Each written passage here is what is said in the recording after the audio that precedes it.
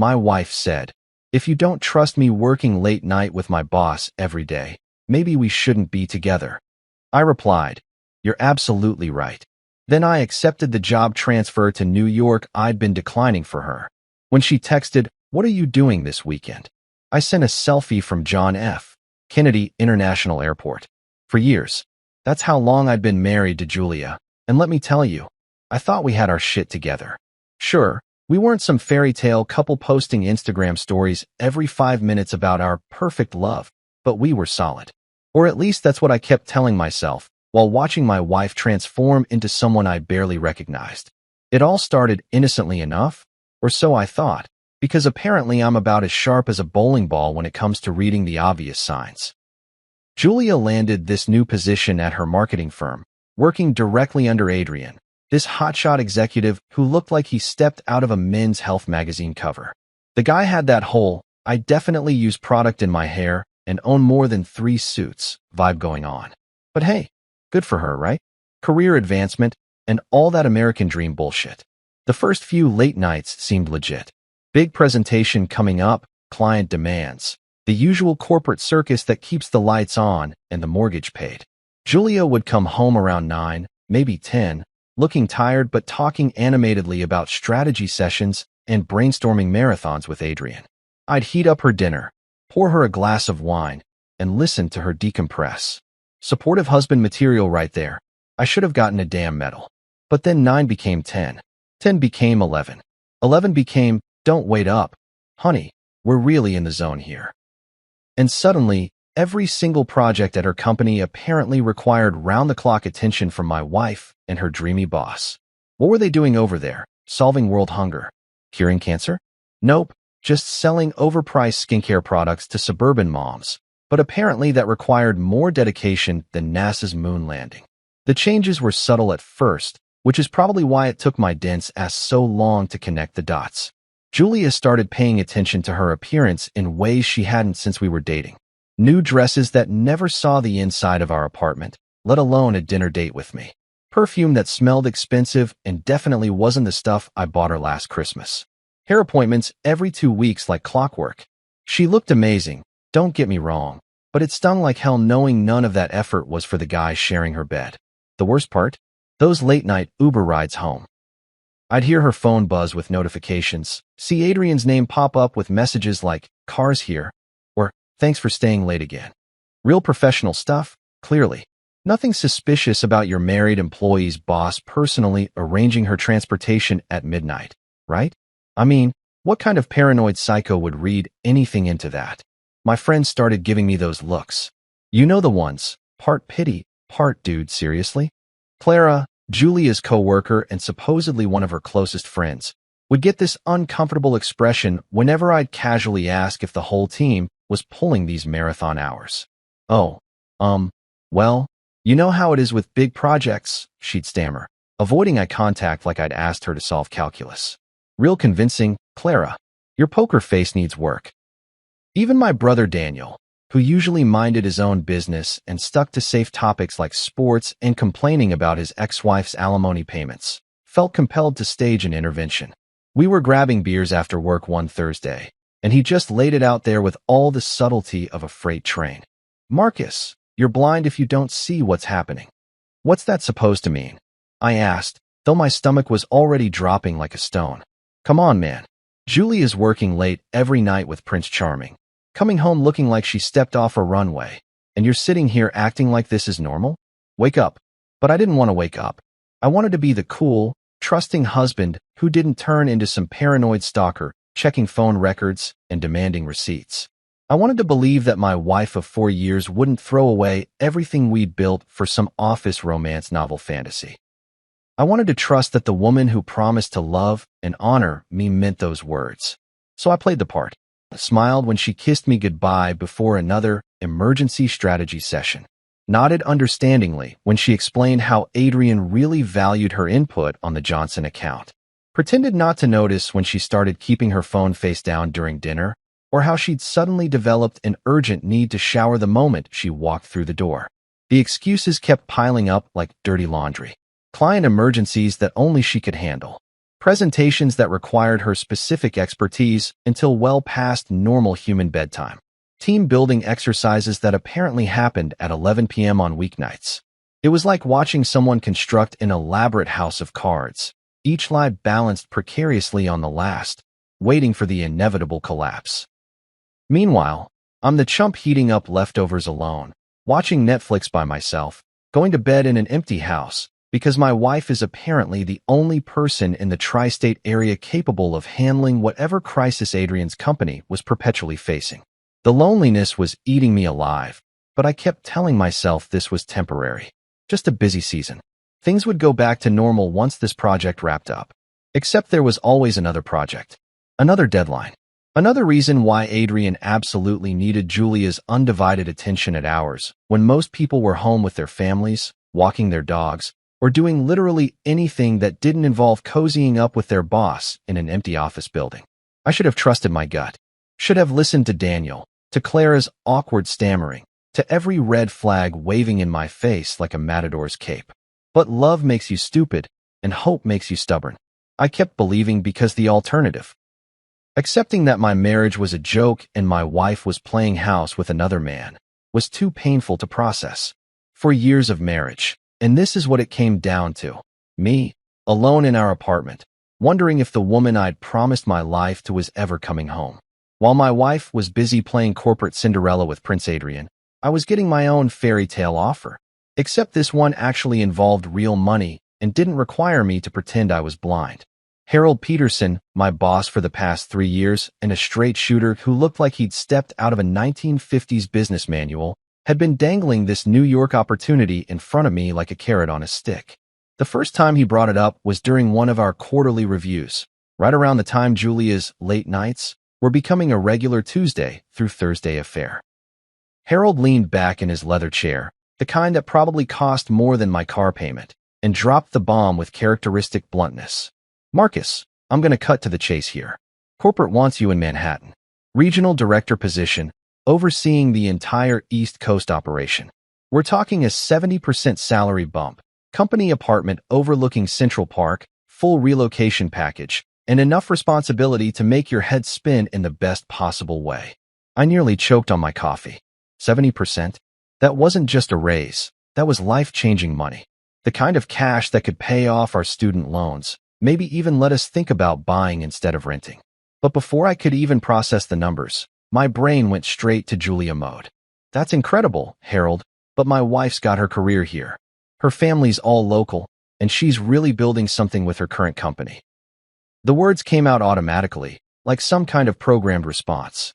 Good husband Marcus, always putting his wife's needs first, even when she was probably planning her next late-night strategy session with Mr. Perfect Hair. Harold gave me this look, part disappointment, part, are you kidding me right now? He'd been in corporate long enough to recognize when someone was making excuses, and he wasn't buying my supportive spouse routine. Marcus, let me be clear about something. Opportunities like this don't grow on trees. Hell, they don't even grow in greenhouses with perfect conditions and daily fertilizing. This is the kind of position people spend decades working toward, and they're offering it to you at 32. You sure you want to pass this up for someone else's comfort zone? But I did pass it up. Like an absolute champion of self-sabotage, I smiled, shook his hand, and told him I was flattered but couldn't make that kind of move right now.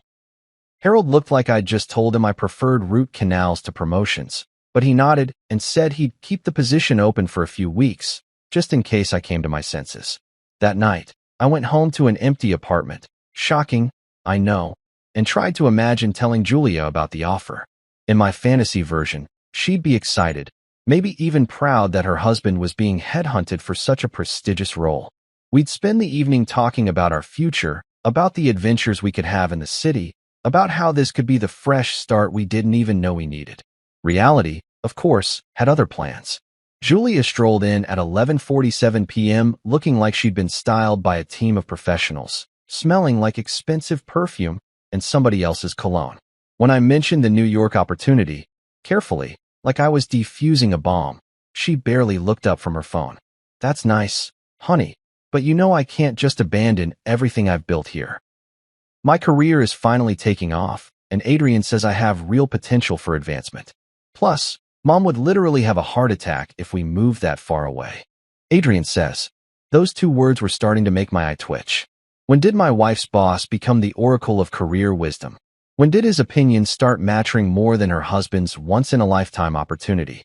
A month later, Harold approached me again. This time, he wasn't taking no for an answer quite so gracefully.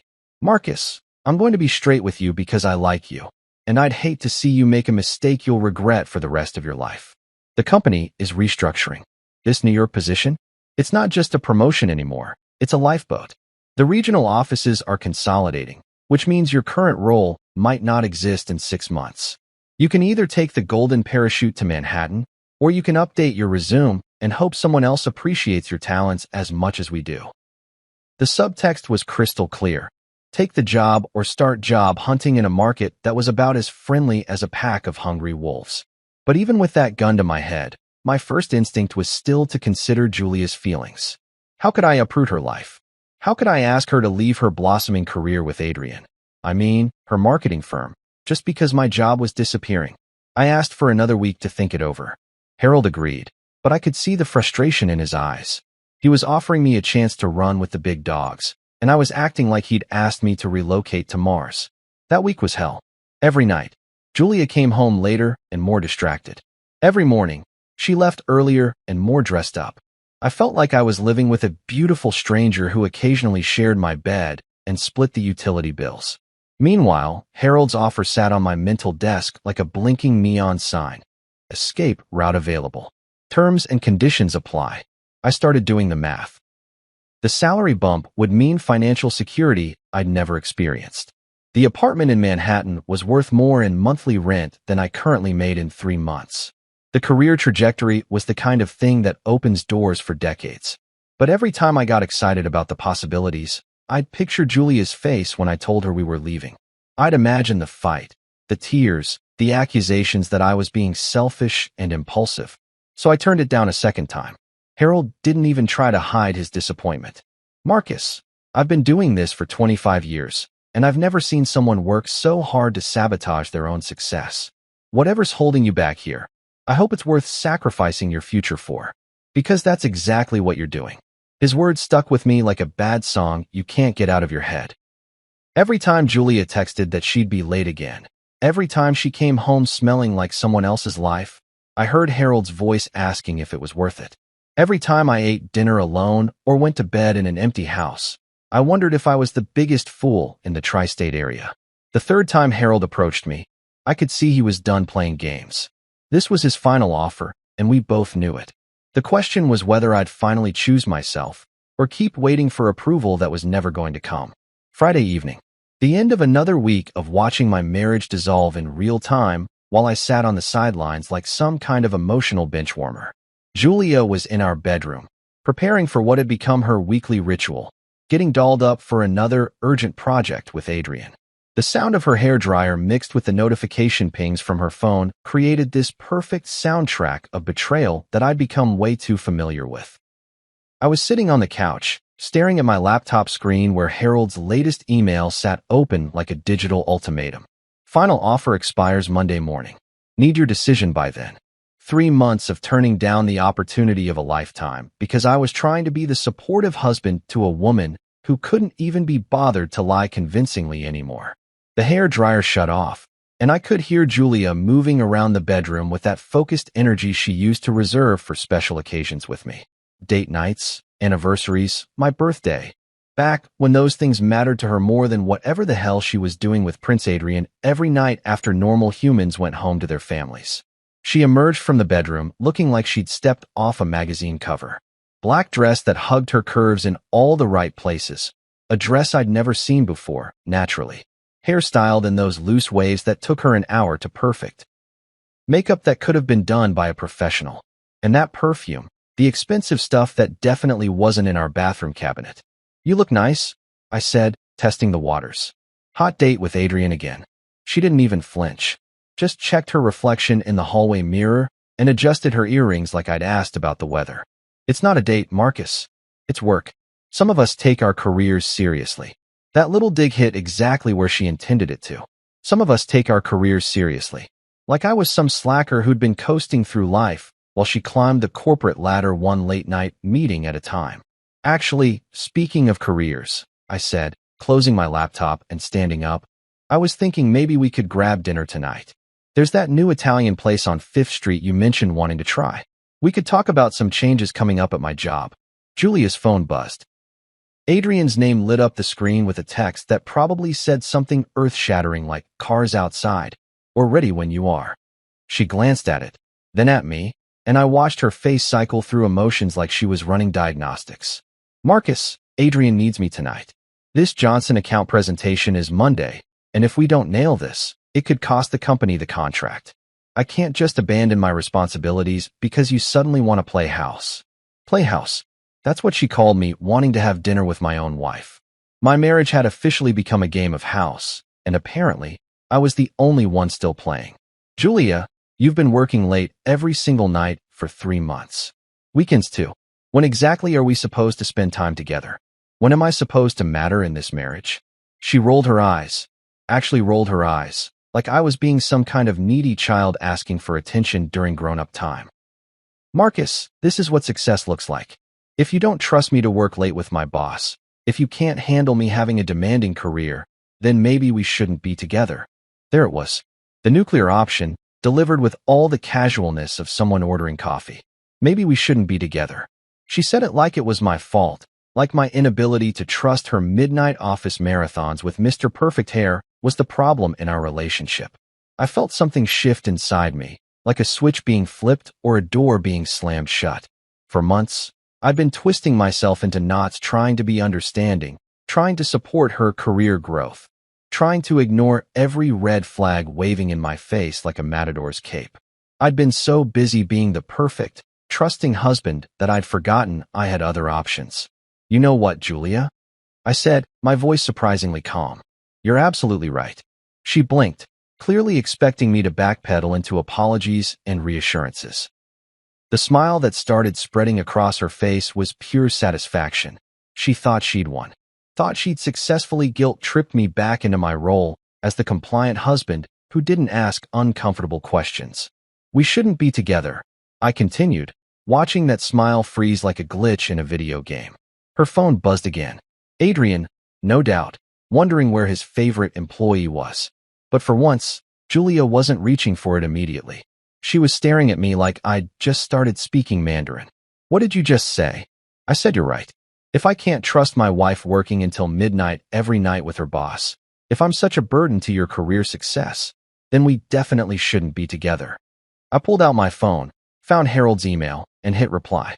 My fingers moved across the keyboard with more certainty than I'd felt in months. "Harold, I'll take the New York position. Can start in 2 weeks. Thanks for your patience." The send notification sounded like a gunshot in the silence of our apartment. Julia's face went through several expressions at once: confusion, disbelief, anger, and something that might have been panic. "Marcus, what are you doing?" "I'm taking a job in New York. Regional director, 70% salary increase, company apartment in Manhattan. Remember? The opportunity one turned down twice because I thought my wife's happiness was more important than my career." Her phone buzzed a third time. This time, she didn't even glance at it. "You can't be serious. You're going to throw away 4 years of marriage because you're having some kind of jealous breakdown?" "I'm not throwing anything away, Julia. You already did that.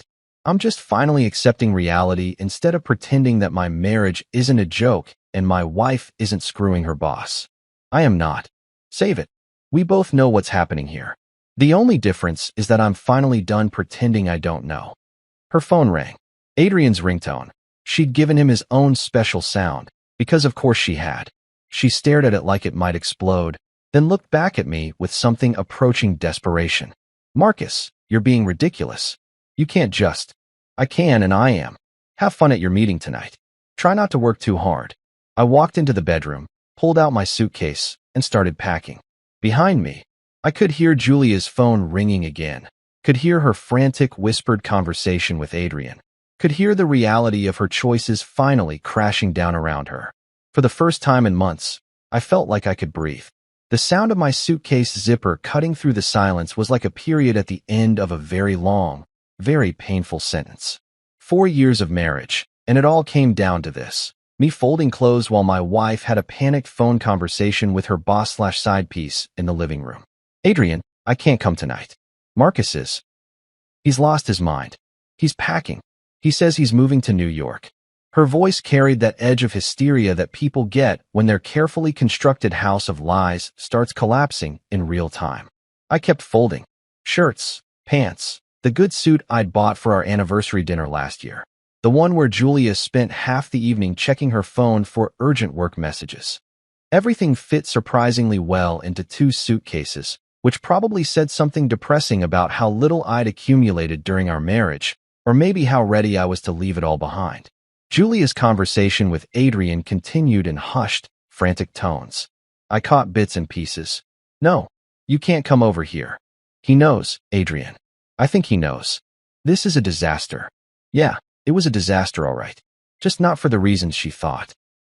I moved to the bathroom, grabbing my toothbrush, shampoo, the electric razor she bought me for Christmas because apparently my face wasn't meeting her standards anymore. Funny how all these little details suddenly made sense when viewed through the lens of my wife is cheating on me with her boss.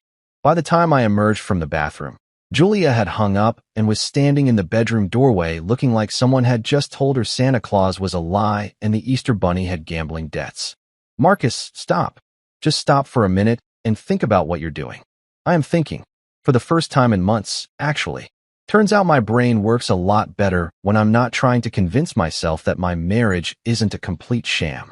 She stepped into the room, her perfect hair slightly mussed from running her hands through it, her makeup starting to smudge around the edges. The transformation from magazine cover gorgeous to desperate housewife was almost impressive in its speed. You can't just throw away 4 years like this. Over what? Some paranoid delusion that I'm cheating on you. Paranoid delusion? I laughed, and it came out harsher than I intended. Julia, you've been working until midnight every single night for 3 months. You dress like you're going to Fashion Week just to sit in conference rooms. You smell like men's cologne when you come home, and your boss personally arranges your late-night transportation. If this is a delusion, it's the most logical one in history. Adrian is my mentor. He's helping me advance my career. God, Marcus, why can't you just trust me? Trust. She wanted me to trust her while she was doing everything short of sending me a PowerPoint presentation titled, How I'm Cheating on My Husband for Dummies. Because trust goes both ways, Julia, and you haven't given me a single reason to trust you in months. Hell, you haven't even tried to be subtle about it. I zipped up the second suitcase and set it next to the first one. 2 bags. 4 years of marriage reduced to 2 pieces of luggage and a growing sense of relief that scared me with its intensity. Where are you even going to stay tonight? Hotel. Harold's arranging temporary housing until the company apartment is ready. Harold knew about this? Harold's been trying to save my career while you've been destroying my marriage. Yeah, he knew. Julia's phone buzzed again. Adrian, no doubt, wondering if the coast was clear for their regularly scheduled programming. She glanced at it, then back at me, and I watched the exact moment she realized she had to choose between dealing with her imploding marriage and keeping her boss happy. She chose her boss. Of course she did. I have to. Adrian's waiting, and this presentation really is important. Sure it is. Don't let me keep you from your very important work. She grabbed her purse, checked her reflection in the mirror one more time, and headed for the door. But she stopped at the threshold, turning back with what I assumed was supposed to be her final guilt trip. Marcus, I'll cut back on the late nights if it bothers you so much. We can work this out. You don't have to run away to New York. Run away. Like I was some scared kid fleeing the scene instead of a grown man making a strategic career move while escaping a toxic marriage. Julia, the only thing that bothers me is that you think I'm stupid enough to believe your lies. Have fun with Adrian tonight. Try to keep it professional. She left, actually walked out the door to go spend the evening with her boss while her husband packed up his life and prepared to move across the country. The symbolism was so perfect it almost hurt. I called a locksmith. 24-hour service, because apparently there's a market for people who need to change their locks on a Friday night. Guy showed up an hour later, took one look at my suitcases and the general vibe of domestic apocalypse, and got to work without asking questions. Probably wasn't his first marriage-ending lock change. While he worked, I packed up Julia's stuff. not out of spite. Well, not entirely out of spite, but because the lease was in my name, and I wasn't interested in being her storage facility while she figured out her next move. Her clothes, her books, her collection of overpriced skincare products that apparently weren't working their magic on her conscience. Everything fit into boxes surprisingly easily. For years of shared life, and her stuff barely filled 6 cardboard containers. Made me wonder if she'd been mentally checked out of this marriage longer than I realized. My phone started buzzing around 11 p.m. Text after text from Julia, each one more desperate than the last. Marcus, this is insane. You can't just change the locks. I'm your wife. You can't kick me out of my own home. You're having a breakdown. You need help. I'll quit my job if that's what you want. Adrian means nothing to me. It's just work. Please don't throw away our marriage over a misunderstanding. You're scaring me. This isn't like you. That last one made me laugh. This isn't like you. She was right. The old Marcus would have been a doormat, would have apologized for being suspicious, would have convinced himself that midnight strategy sessions with dreamy bosses were totally normal in the modern workplace.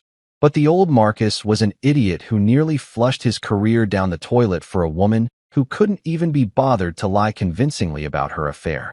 The new Marcus was done being an idiot. Saturday morning hit me like a freight train made of regret and Red Bull. I'd spent the night at a Holiday Inn that smelled like industrial carpet cleaner and broken dreams, surrounded by my hastily packed belongings and a growing pile of increasingly unhinged text messages from Julia. By 3 a.m., she'd progressed from denial to bargaining to what I could only describe as creative fiction about her relationship with Adrian. I was sitting in the hotel's lobby, nursing what had to be the world's most depressing continental breakfast coffee, when my phone rang. Noah's name popped up on the screen, and I almost didn't answer. Noah was one of those friends who somehow always knew when your life was imploding. Usually because he had connections everywhere and a talent for being in the right place at the right time to witness maximum drama. Marcus, dude, please tell me you're sitting down for this. I'm eating stale bagels in a hotel lobby at 8 in the morning. Trust me, I'm prepared for bad news. Okay, so you know my cousin Jake works at Julia's firm, right? He's in accounting, keeps to himself, but he goes to the same gym as some of the marketing guys. I felt my stomach drop somewhere around my shoes. Noah, if you're about to tell me something I don't want to hear, you need to hear this, man. Jake was at the gym yesterday, doing his usual treadmill thing, when he overhears Adrian bragging to some other douchebag about his late-night partner. And get this, he's not even trying to be subtle about it. He's talking about hotel receipts, talking about how gullible some husbands are, talking about. Stop. I set down my coffee cup before I threw it across the lobby. Just stop for a second. But Noah was on a roll, and apparently, he'd been saving this information like ammunition for exactly this moment. Marcus, there's more. Jake started paying attention after that, and these guys have been talking about you. About you specifically. Adrian's been calling you the clueless husband in group chats. There are screenshots, man. Screenshots of him mocking you for being too trusting. The hotel lobby started spinning slightly. All those nights I'd convinced myself I was being paranoid, that I was the problem, that I needed to trust my wife more. Turns out I was the punchline of some corporate asshole's joke. The faithful husband who heated up dinner while his wife was getting her back blown out by her boss. Send them to me. Marcus, send me the screenshots, Noah. 10 minutes later, my phone lit up with a series of images that felt like getting punched in the soul. Group chat messages between Adrian and what looked like half the marketing department, complete with laughing crying emojis and commentary that made my skin crawl. Another late night with the married one faced with tears of joy. Does her husband actually believe the overtime story? Guy's either the most trusting man alive or the dumbest. Either way, works for me, man shrugging. Hotel receipts are tax deductible if it's for client meetings, right? Winking face. Poor bastard probably thinks she's employee of the month material. There were dozens of messages spanning weeks.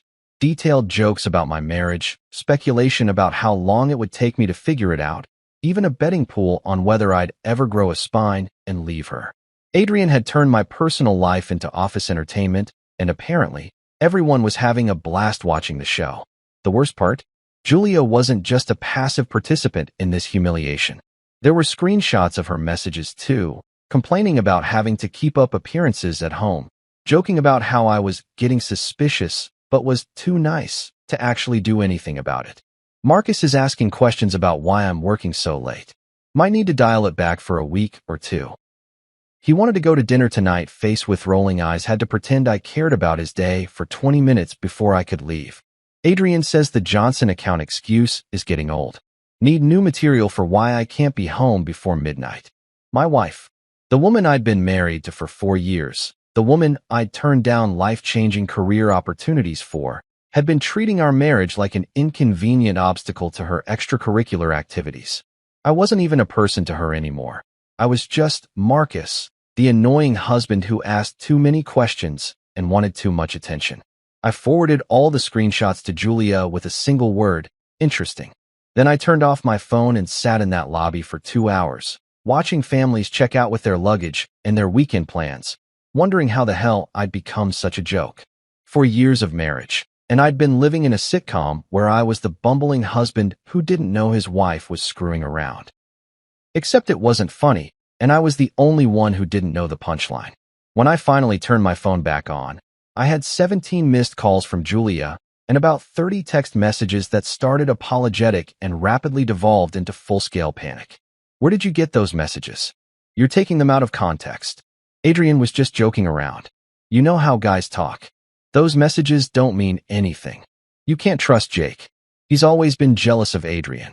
This is invasion of privacy. You had no right to get those screenshots. I never said anything bad about you. Those messages are fake. Marcus, call me back. I'm coming to the hotel. Which hotel are you at? You can't just ignore me. I'm your wife. Adrian is nothing to me. It was just a mistake. Please don't leave me over some stupid office gossip. I love you. Doesn't that mean anything? Fine. Ignore me. But you're destroying our marriage over lies. I can't believe you're choosing strangers over your own wife. You're having a mental breakdown and you need help. This is emotional abuse. You're punishing me for having a career. The progression from panic to anger to desperation to blame was almost impressive. She'd managed to hit every stage of getting caught in a lie, complete with gaslighting and victim blaming. Classic cheater's playbook, executed with the precision of someone who'd probably been practicing these responses in case this day ever came. I deleted all the messages without responding. Let her panic. Let her wonder. Let her experience even a fraction of the uncertainty and confusion she'd been putting me through for months.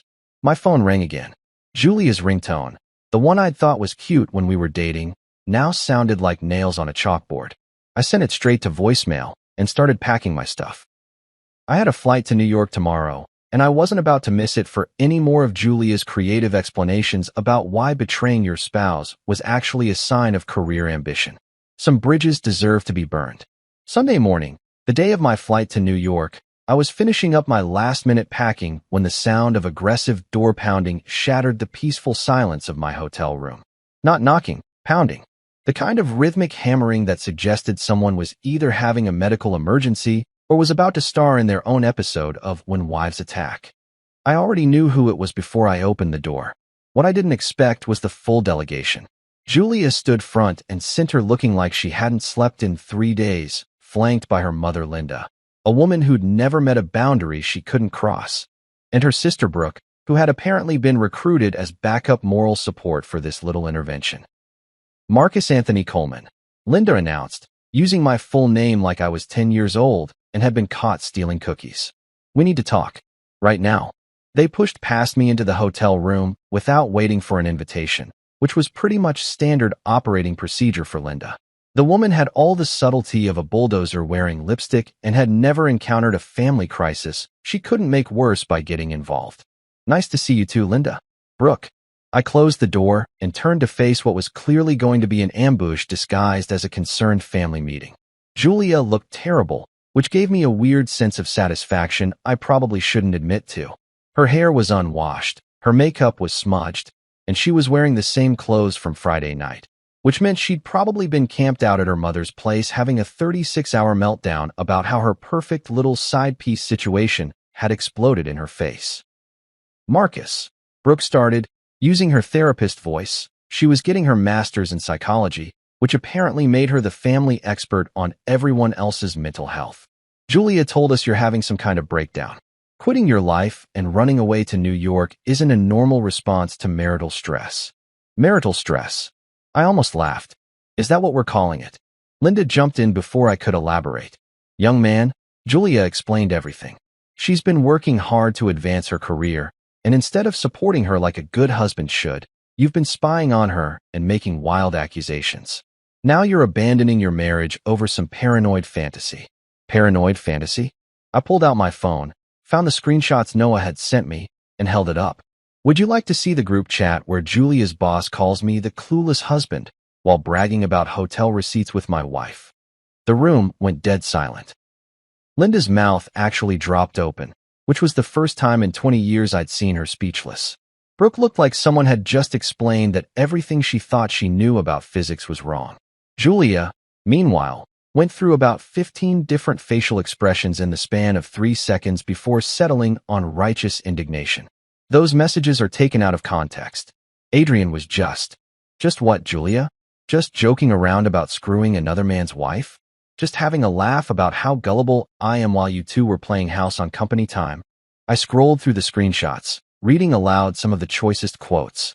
Linda's face got paler with each message, and Brooke kept glancing between me and Julia like she was watching a tennis match where someone was about to get beheaded. Poor bastard probably thinks she's employee of the month material, I read. Guy's either the most trusting man alive or the dumbest. Either way, works for me. Real professional relationship you've got there, Julia. Marcus, stop, Brooke said quietly. This is what, Brooke? Hard to hear? Uncomfortable? Yeah. Imagine how I felt living it while everyone I knew was giving me pity looks and trying to figure out how to tell me my marriage was a joke. Linda had finally found her voice again. Julia Marie, what in the hell is this? She was using her daughter's full name now, which meant someone was about to get the lecture of their life. Julia's defense strategy was predictable: deflect, minimize, blame everyone else. Mom, those messages don't mean what Marcus thinks they mean. Adrian has a twisted sense of humor, and the guys at work are immature. I never did anything wrong. Never did anything wrong. I pulled up another screenshot. Here's one where you complain about having to keep up appearances at home. Here's another where you joke about me being too nice to actually leave you. What exactly do you call that, Julia? I was venting. Everyone vents about their marriage sometimes. To their boss? The same boss you've been spending every evening with for 3 months? The same boss who's apparently been collecting hotel receipts for your client meetings? Brooke was shaking her head like she couldn't process what she was hearing. Julia, please tell me you didn't actually. I didn't do anything. Julia exploded. God, you're all acting like I committed murder. So what if Adrian and I got close? So what if we spent time together outside of work? That doesn't mean anything happened. Nothing happened. I scrolled to another screenshot.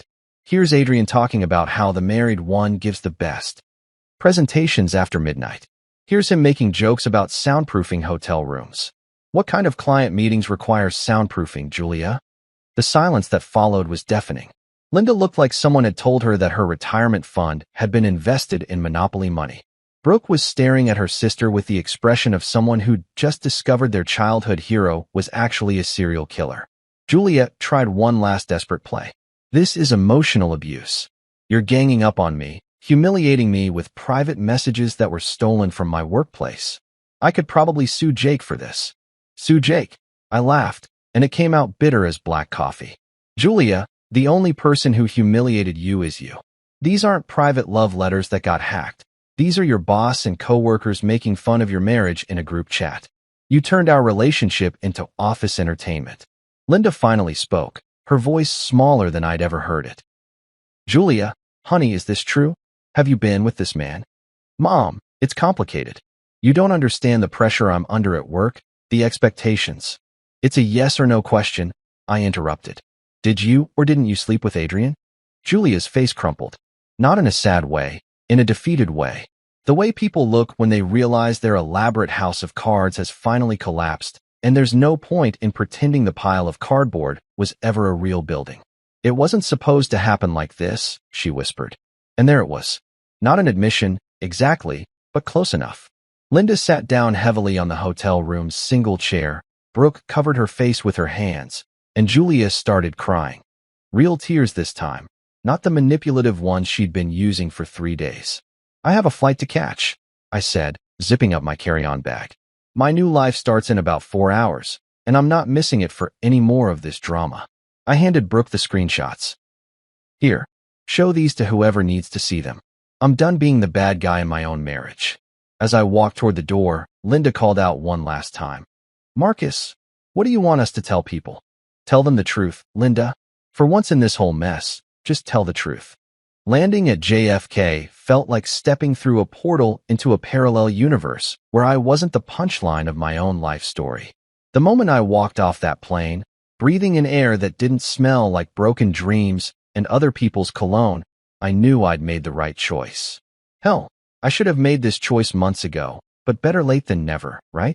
The company car was waiting, an actual black sedan with my name on a placard, like I was some kind of executive instead of a guy who'd spent the last 72 hours discovering that his marriage was basically a reality TV show where everyone knew the plot twist except him.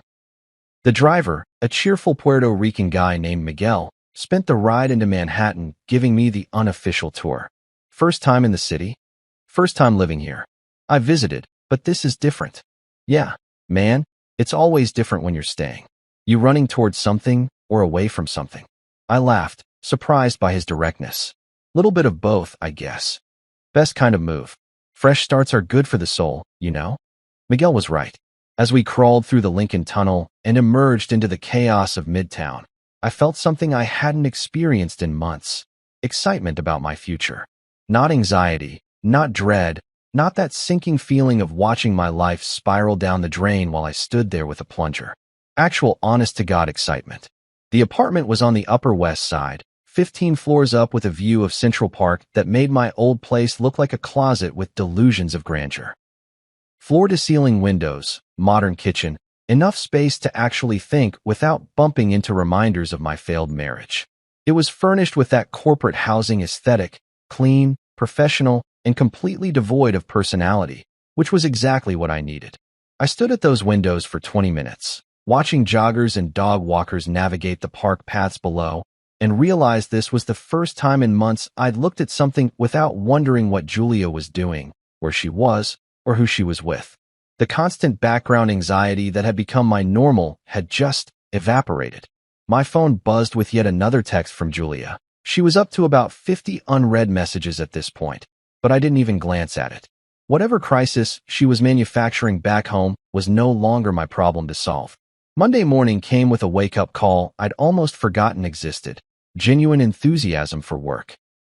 I'd been going through the motions at my old job for so long that I'd forgotten what it felt like to actually give a damn about what I was doing. Harold had set up meetings with the entire regional team, and walking into that conference room felt like stepping into the major leagues. The team was sharp, motivated, and refreshingly drama-free. No one was sleeping with anyone else's spouse. No one was using group chats to mock their colleagues' personal lives, and everybody seemed to understand that working late meant actually working, not using the office as a cover story for extracurricular activities. Sarah, the marketing director, gave me the rundown on our biggest accounts. Mike from operations explained the logistics challenges we were facing. Jennifer from finance walked me through the budget projections that made my old salary look like pocket change. These were professionals who treated their careers like careers, not like elaborate schemes to justify infidelity. So what brought you to New York? Sarah asked during lunch. We were at some trendy place near the office where the sandwiches cost more than I used to spend on groceries. But the company was picking up the tab, so I was living large. Better opportunity, I said, which was true without being the whole truth. Sometimes you need a change of scenery to remember who you are. I get that. I moved here from Chicago 5 years ago. Best decision I ever made. There's something about this city that forces you to level up, you know? She was right. In the weeks since I'd arrived, I'd already started changing. Walking faster, thinking bigger, carrying myself like someone who belonged in rooms where important decisions got made. The version of Marcus who'd spent months heating up dinner alone while his wife screwed her boss felt like a character from someone else's life. Meanwhile, back in my old hometown, the fallout was apparently reaching nuclear levels. I'd been getting updates from Noah, who seemed to be enjoying the drama more than anyone should. Dude, Julia's life is imploding in real time, he told me during one of our check-in calls. She tried to go back to work Monday, but word about the screenshots had spread through the office like wildfire. Apparently, Adrian's wife found out too. Someone sent her copies of everything. His wife. Oh yeah, forgot to mention that. Adrian's married with 2 kids. His wife is some kind of lawyer, and from what I hear, she's not taking this development well. There are rumors about divorce papers and asset freezing and all kinds of legal nastiness. The irony was beautiful. Adrian, the smooth-talking boss who'd been using my marriage as entertainment, was about to discover what happens when your own spouse finds out you're a cheating piece of garbage. Julia, who'd thought she was trading up from her boring husband to some kind of corporate prince, had actually hitched her wagon to a married father who was about to lose everything in what sounded like a very expensive divorce. What about Julia? She's been staying with her mom, but Linda's apparently not thriving with the arrangement. Brooke told my cousin that there have been some epic screaming matches about responsibility and consequences and how Julia brought shame on the family. Very old-school Catholic guilt trip stuff. I should have felt bad for her. For years of marriage should have bought her some sympathy from me, even after everything. But all I felt was a distant sort of relief, like watching a car accident in your rearview mirror and realizing you'd gotten out of the way just in time. The city was working its magic on me. I was sleeping better, eating better, exercising regularly for the first time in years. I joined a gym near the office, started exploring different neighborhoods on weekends, even began thinking about what kind of person I wanted to be now that I wasn't defined by someone else's betrayal. 3 weeks in, Harold flew up from the home office to check on my progress. "You look different," he said as we sat in his hotel bar, sharing what he called a celebration drink for my successful transition. "Different how?" "Lighter. Like you're not carrying around someone else's problems anymore." "That's probably because I'm not." "Good. I was worried about you for a while there." Watching someone with your potential sabotage himself over a relationship that wasn't working was painful. It wasn't that it wasn't working, I corrected him. It was that only one of us was actually in the relationship. Hard to make something work when you're the only one trying. Harold raised his glass. "To new beginnings and better choices." "I'll drink to that." For the first time in months, I meant it. 2 months into my New York renaissance, I was having the kind of Tuesday that made me question why I'd ever lived anywhere else. Closed a major deal with a client in Tribeca, grabbed lunch at a place where celebrities casually ate salads next to normal humans, and was walking back to the office feeling like I'd finally figured out this whole successful adult thing when I spotted her. Julia, standing outside my office building like some kind of ghost from my past. Except ghosts usually have the decency to stay dead instead of showing up uninvited in your new life. She looked rough. That was the kindest way to put it. The polished, magazine cover version of Julia who used to spend 2 hours getting ready for her work meetings had been replaced by someone who looked like she'd been sleeping in her car and using gas station bathrooms for primping. Her hair was unwashed, her clothes were wrinkled, and she had that desperate energy that people get when their carefully constructed world collapses and they're scrambling to find someone to blame. "Marcus, we need to talk."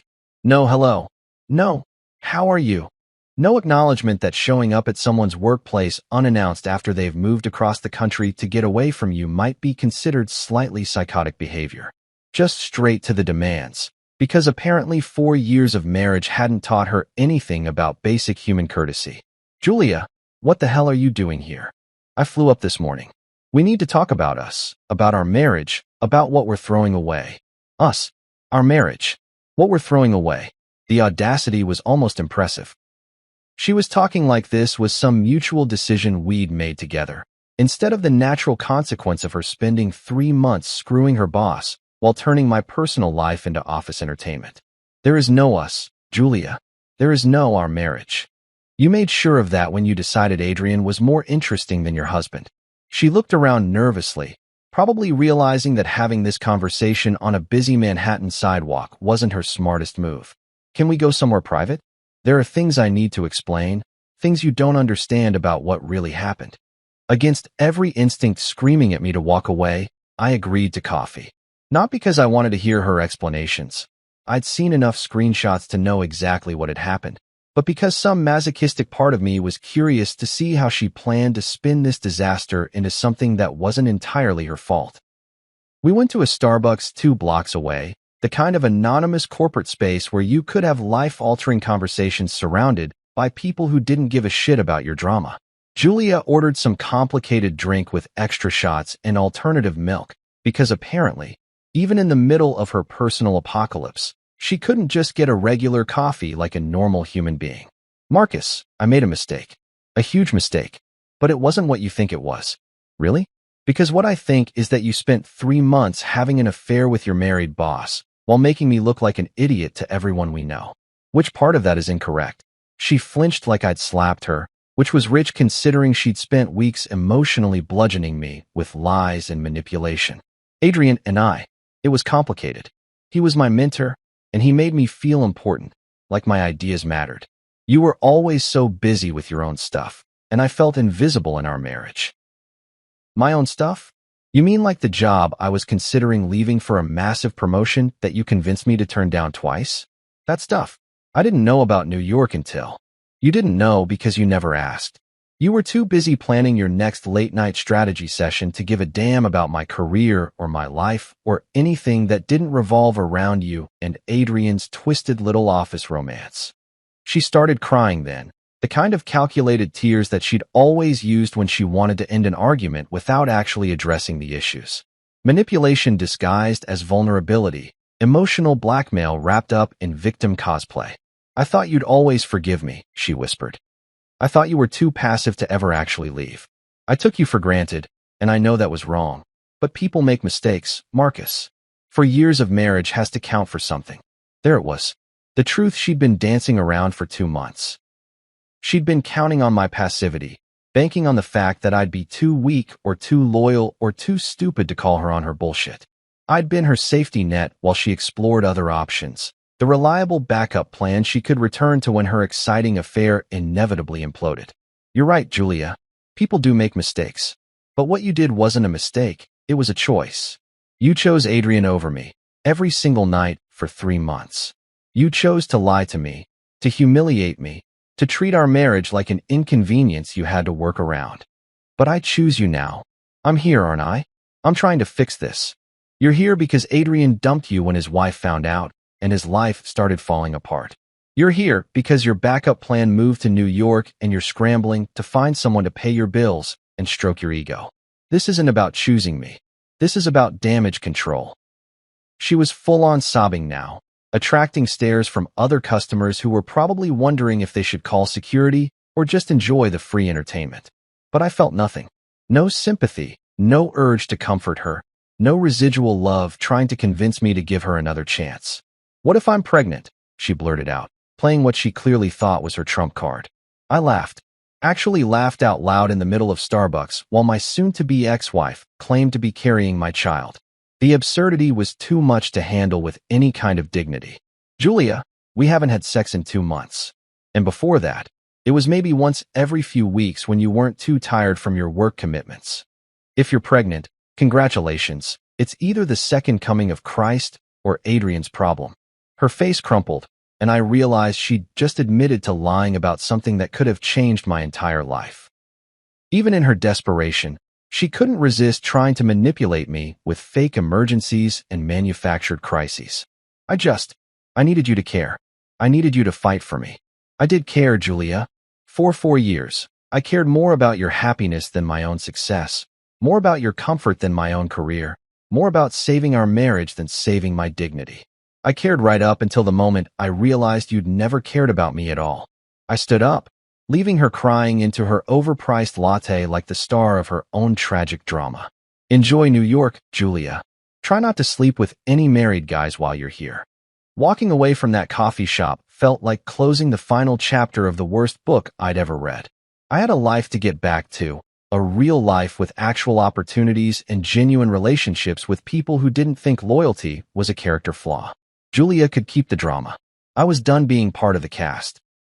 Life has a twisted sense of humor, and nowhere was that more apparent than in the cosmic comedy that unfolded over the next few months. While I was building my new life in Manhattan, better apartment, better job, better everything, Adrian's world was crashing down like a house of cards in a hurricane. And honestly, I had front row seats to the most satisfying shit show I'd ever witnessed. The first sign that karma was sharpening her claws came about 3 weeks after Julia's pathetic coffee shop ambush. I was at a networking event in Midtown, the kind of corporate mixer where people in expensive suits drink overpriced wine and pretend to care about each other's quarterly projections. I was actually enjoying myself. Shocking, I know, when I heard a familiar voice behind me. Marcus Coleman? Jesus, what are the odds? I turned around to find myself face to face with Tony Ricci, a guy I'd known back in college who'd somehow become a hotshot marketing executive.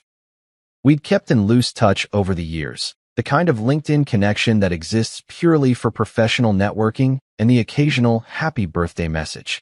Tony, what brings you to the big city? Just transferred here from Chicago.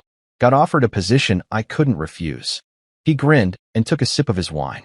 Actually, funny story, I'm working for the same company your ex-wife does. Well, did. It's a small world, right? My blood went cold. Did? Oh man, you don't know? Julia got canned about 2 weeks ago. Whole thing was a disaster. Apparently, she was having an affair with some executive, and when his wife found out, she went nuclear. Hired a private investigator, got evidence of company resources being used for personal activities. Hotel rooms charged to corporate accounts, that kind of thing. The wine in my glass suddenly tasted like victory with hints of cosmic justice. The guy, Adrian something, got transferred here to New York, but his reputation followed him like a bad smell. Word travels fast in this industry, and apparently, everyone knows he's the boss who sleeps with his employees. Not exactly the kind of guy you want leading your team, you know? I nearly choked on my drink. Adrian's here? In New York? Yeah, started about a month ago. Poor bastard thought a change of scenery would help, but turns out you can't outrun your own stupidity. His wife cleaned him out in the divorce, took the house, the kids, half his 401k, and enough alimony to fund a small country. Guy went from corner office to studio apartment real quick. The universe was apparently running a special on poetic justice, and Adrian was getting the full package deal. Over the next few weeks, I started hearing Adrian's name pop up in the most delightful contexts. New York's marketing scene was smaller then.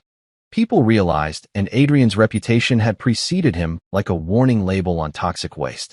At industry mixers, people would literally turn away when he approached. At business lunches, conversations would die when he walked by. The man had become a professional pariah, and he'd earned every bit of it. The best part? He was working for a mid-tier agency now, nothing like the prestigious firm he'd left behind.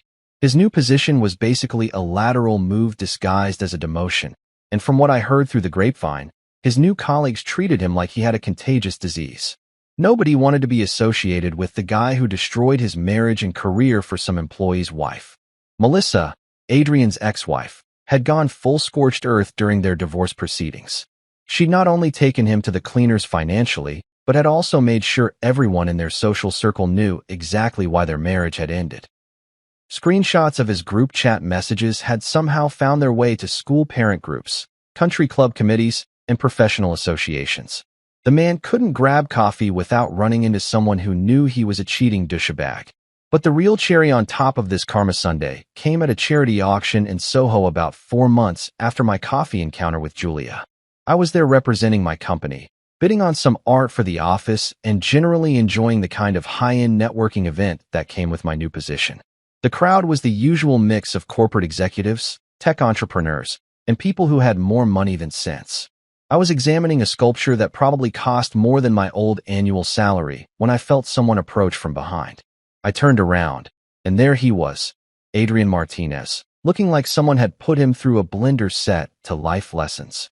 Gone was the polished executive who'd once bragged about hotel receipts in group chats.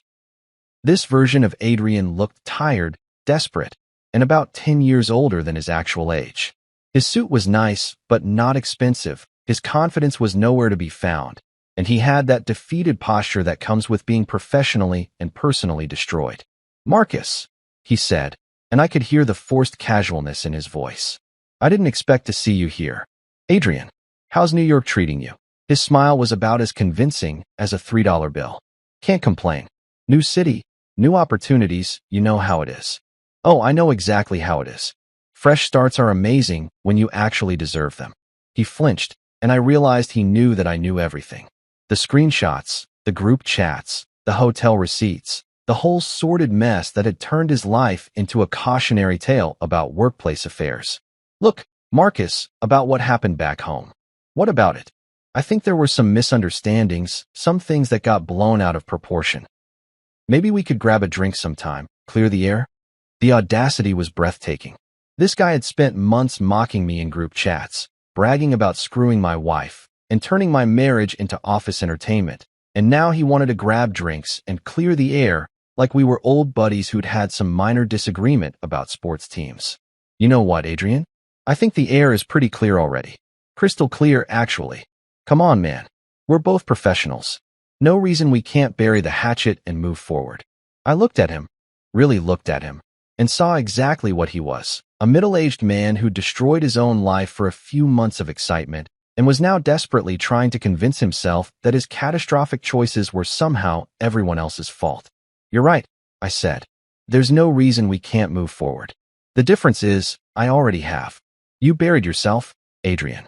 I don't need to bury anything. His face went pale, and I could see the exact moment he realized that I wasn't going to help him rehabilitate his image or pretend his actions hadn't destroyed multiple lives. I walked away, leaving him standing there with his fake smile and his desperate networking attempts.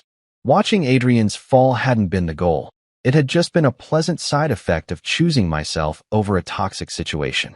Sometimes the best revenge is just living well while your enemies destroy themselves. 6 months into my New York chapter, I was living the kind of life that people write motivational Instagram posts about. Corner office with a view of the Hudson, bank account that didn't give me anxiety attacks, and a social calendar that didn't revolve around wondering where my spouse was spending the night. But the real victory wasn't the professional success or the financial security. It was waking up every morning without that knot of dread in my stomach that had been my constant companion during the final months of my marriage. The updates from my old life came through Noah, who'd apparently appointed himself as my personal war correspondent for the ongoing disaster that was Julia's existence. And let me tell you, the reports were more entertaining than anything Netflix had to offer. Dude, you're not going to believe this latest development, Noah said during one of our weekly check-ins. Julia's dating her personal trainer now. Of course she is. Let me guess. He's got abs you could wash laundry on and the emotional intelligence of a golden retriever. Bingo. Guy's name is Chad, because of course it is, and he's exactly the kind of meathead who thinks protein powder is a food group. But here's the kicker. He's already cheating on her. The irony was so perfect it almost hurt. Julia, who destroyed her marriage by cheating with her boss, was now getting cheated on by a guy whose idea of intellectual conversation probably involved comparing pre-workout supplements. Karma wasn't just knocking on her door, it had kicked the door down and was redecorating the entire house. She caught him with some Instagram influencer who does those fitness videos in bikinis. Apparently, Julia walked into the gym unannounced and found them in a very non-professional training session. The meltdown was legendary, screaming, throwing weights, threatening to sue the gym for emotional trauma. They banned her for life. I should have felt some sympathy for her. For years of marriage should have earned her at least a moment of pity when her new relationship imploded the same way ours had. But all I felt was a distant sense of cosmic balance being restored. The financial karma was even better.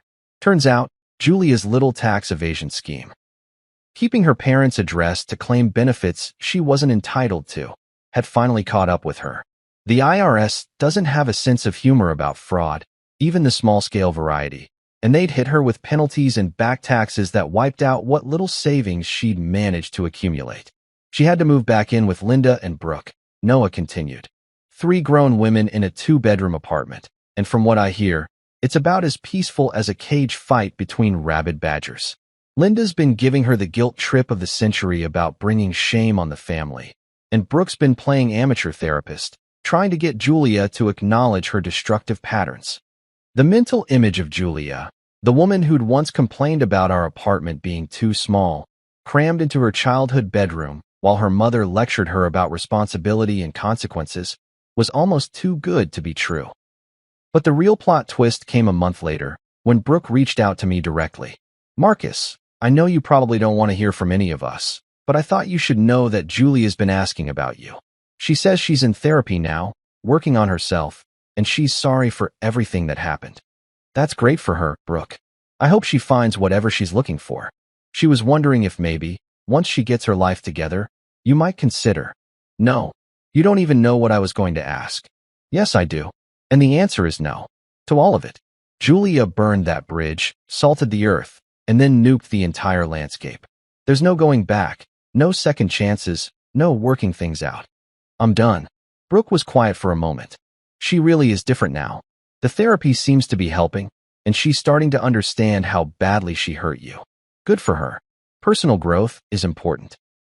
But it doesn't undo 4 years of taking me for granted, 3 months of cheating, and weeks of lying to my face while her boss made jokes about my marriage.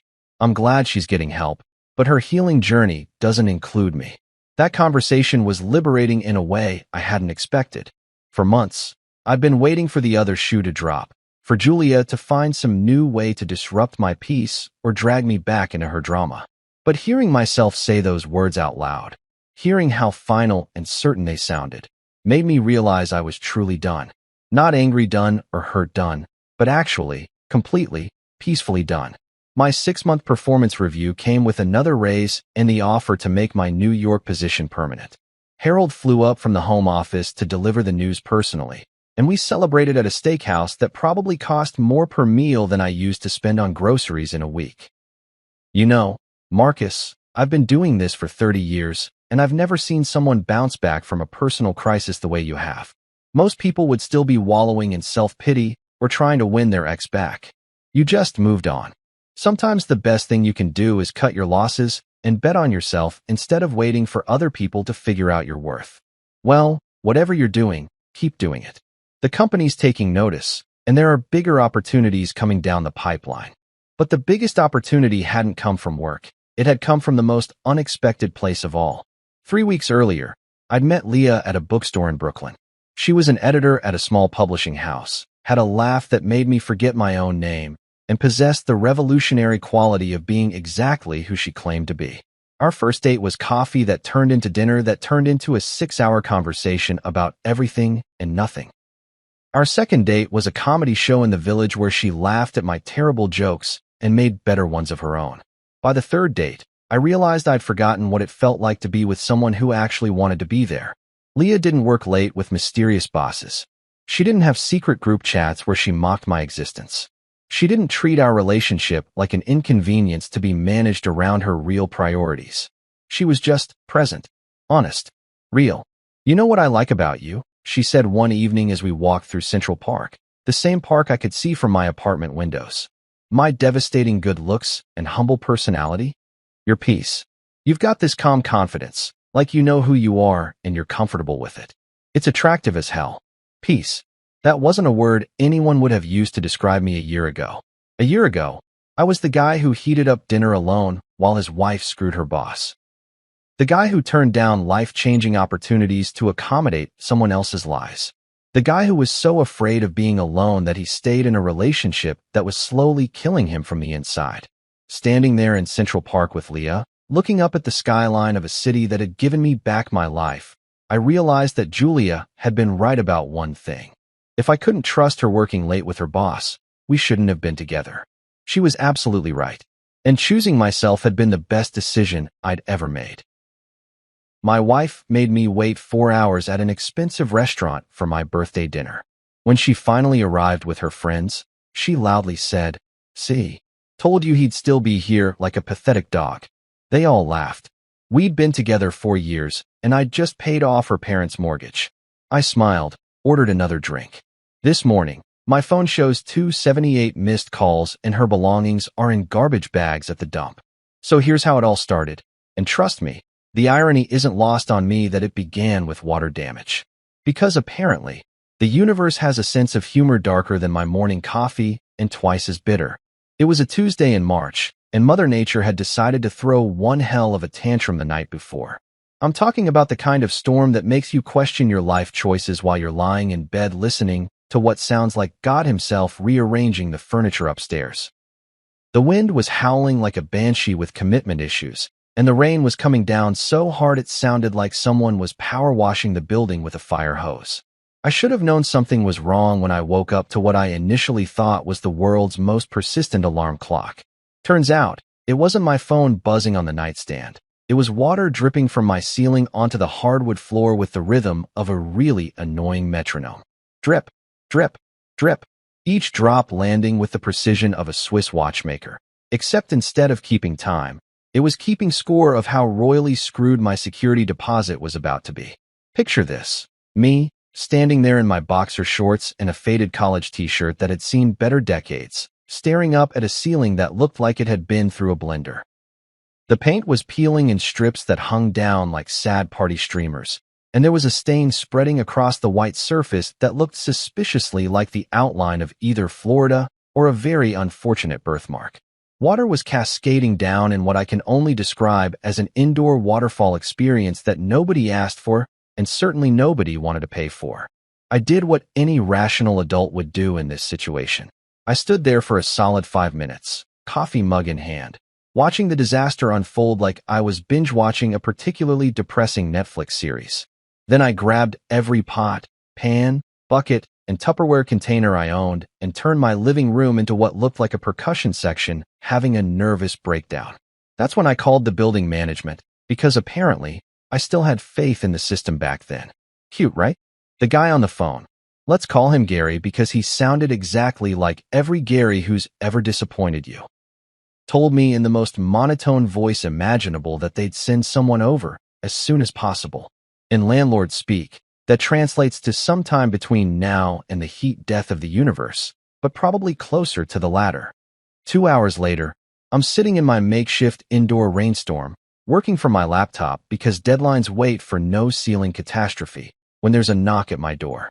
I opened it to find this contractor guy, built like he actually knew what tools were for, wearing work boots that had seen some serious action, and carrying a toolbox that looked like it could survive a nuclear apocalypse. His name tag said Tarek, and he had this apprentice with him who couldn't have been older than 22 and looked like he'd rather be literally anywhere else on the planet. Tarek took one look at my ceiling and let out this low whistle that somehow managed to convey both professional assessment and personal sympathy. Well, he said, scratching his beard, that's not supposed to be doing that. Thanks, Captain Obvious. Really earning that contractor fee. But here's where the story gets interesting. And by interesting, I mean where my life took a left turn into crazy town without so much as a GPS warning. I'm standing there explaining the timeline of my ceiling's mental breakdown to Tarek when I hear this voice from the hallway. Holy crap, Adrian, did your apartment finally give up on life? I turned around, and there she was, Sloan Martinez from 4B, holding an armload of towels and wearing this smile that was equal parts amused and sympathetic. She lived 2 doors down, and up until that moment, our relationship had consisted entirely of polite hallway nods and the occasional, nice whether we're having small talk that neighbors excel at. But there she was, looking at my disaster zone with these bright green eyes that seemed to find the whole situation genuinely entertaining rather than tragic. She was wearing jeans that fit like they were specifically designed for her, and a sweater that was probably more expensive than my monthly grocery budget. But she was standing in my doorway offering help like we'd been friends for years.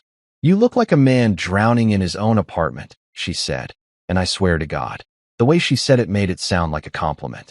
There was this hint of a smirk playing at the corner of her mouth, like she was letting me in on some private joke that only the two of us understood. And you know what? She was absolutely right. I did look like I was drowning, not just in the literal sense of being surrounded by water and chaos, but in that particular kind of adult drowning where you're technically keeping your head above water, but you're definitely not swimming. I was treading water in a life that was functional, but not exactly thriving, managing, but not excelling, existing, but not really living. Sloan handed me the towels. Good towels, the kind that actually absorb water instead of just moving it around, and started helping me strategically place them around the worst of the damage. She had this way of moving through the chaos that made it seem manageable, like she'd dealt with ceiling disasters before, or maybe just had one of those personalities that made everything seem less catastrophic by default. This happened to my friend's place last year, she said, expertly positioning a towel to catch a particularly aggressive drip. The key is to not let it become a thing, you know? Just another Tuesday adventure. She said it with this casual confidence that made me believe her, like she'd appointed herself the official spokesperson for turning disasters into anecdotes. While Tarek and his reluctant apprentice started doing whatever magic contractors do to fix ceiling situations, Sloan and I found ourselves in my kitchen, which was the only room not currently impersonating a water park. She made coffee, somehow finding my good mugs that I'd forgotten I owned, and we talked. Really talked, not the superficial neighbor chit-chat I was used to. She told me about her job at some marketing firm downtown, how she was working on campaigns for restaurants and local businesses, trying to help them find their voice in a crowded market. The way she talked about it, you could tell she actually cared about what she did, that it wasn't just a paycheck, but something she was genuinely invested in. She had opinions about everything.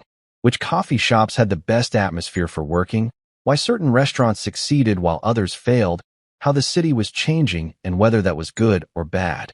I found myself talking more than I had in months, telling her about my job as a project coordinator for a mid-sized construction company.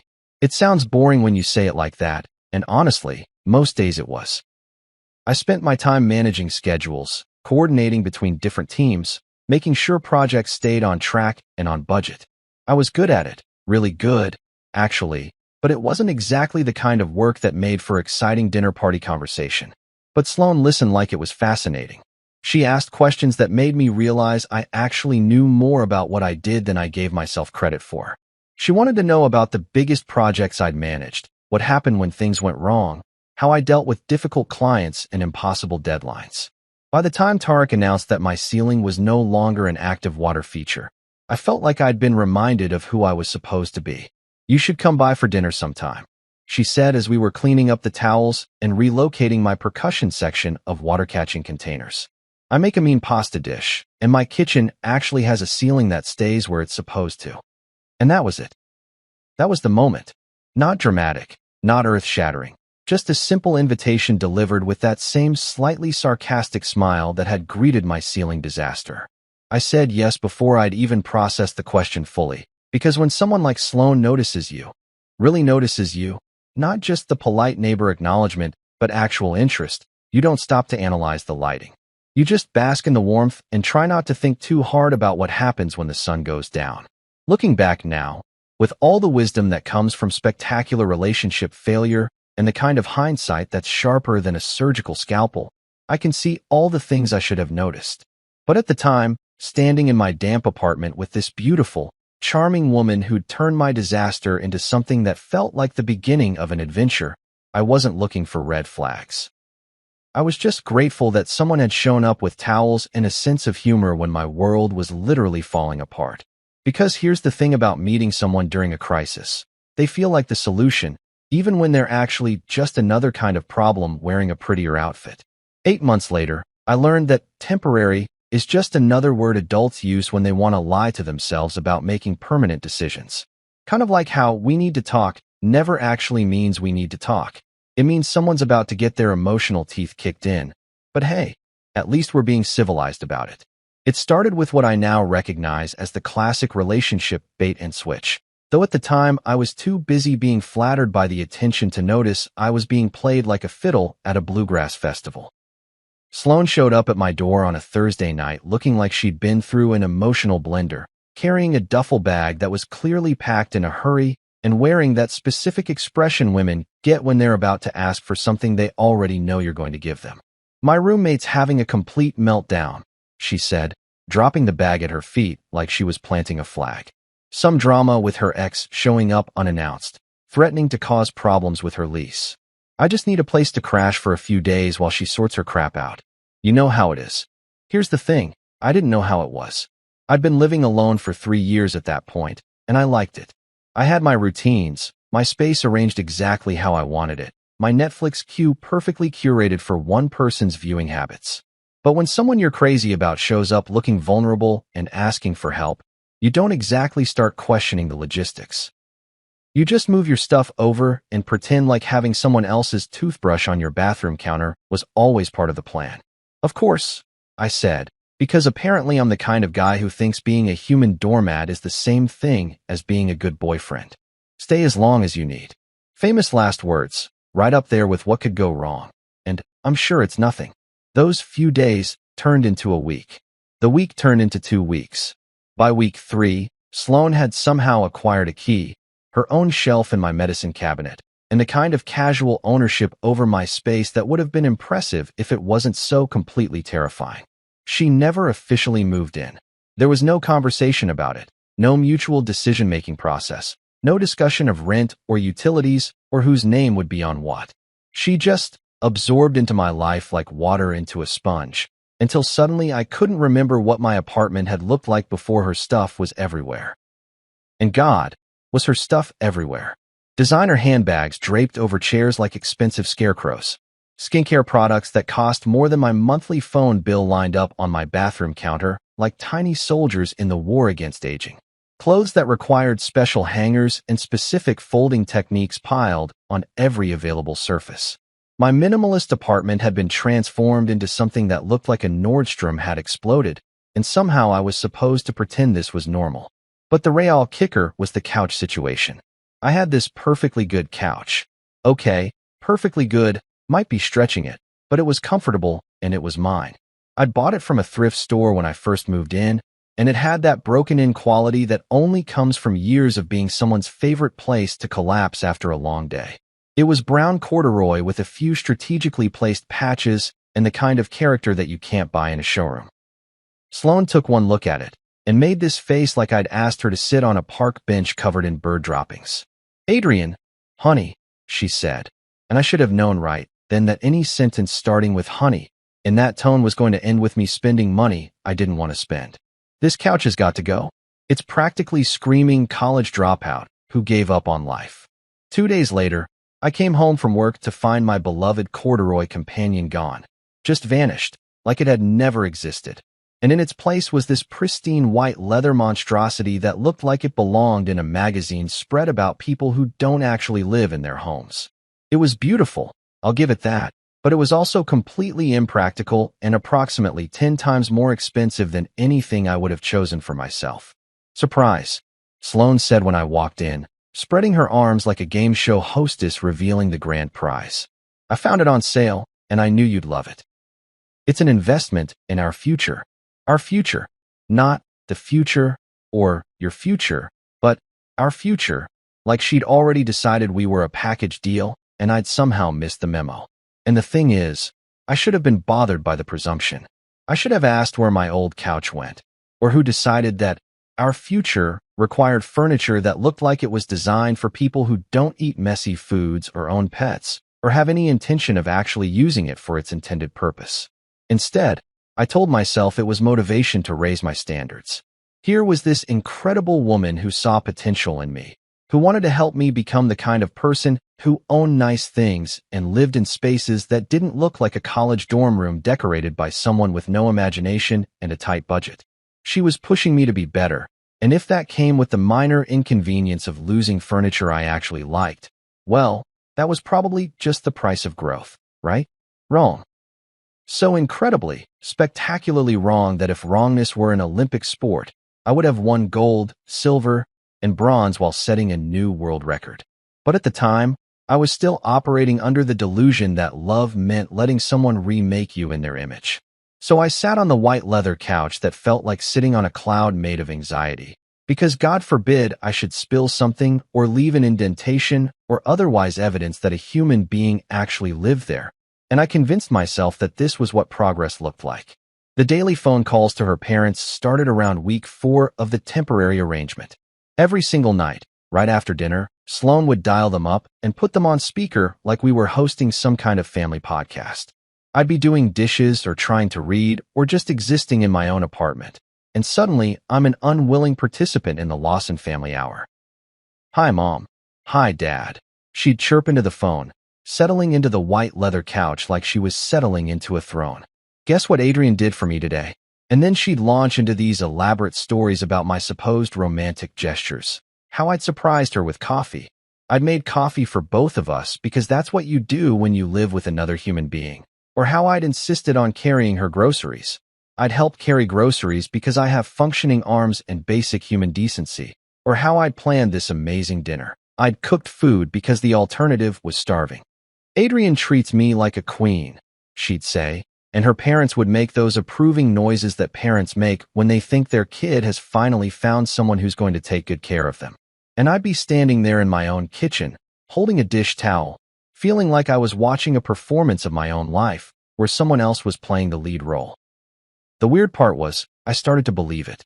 When someone constantly tells other people how wonderful you are, even if they're exaggerating your basic human decency into grand romantic gestures, you start to think maybe you really are that wonderful. Maybe I was the kind of guy who treated women like queens.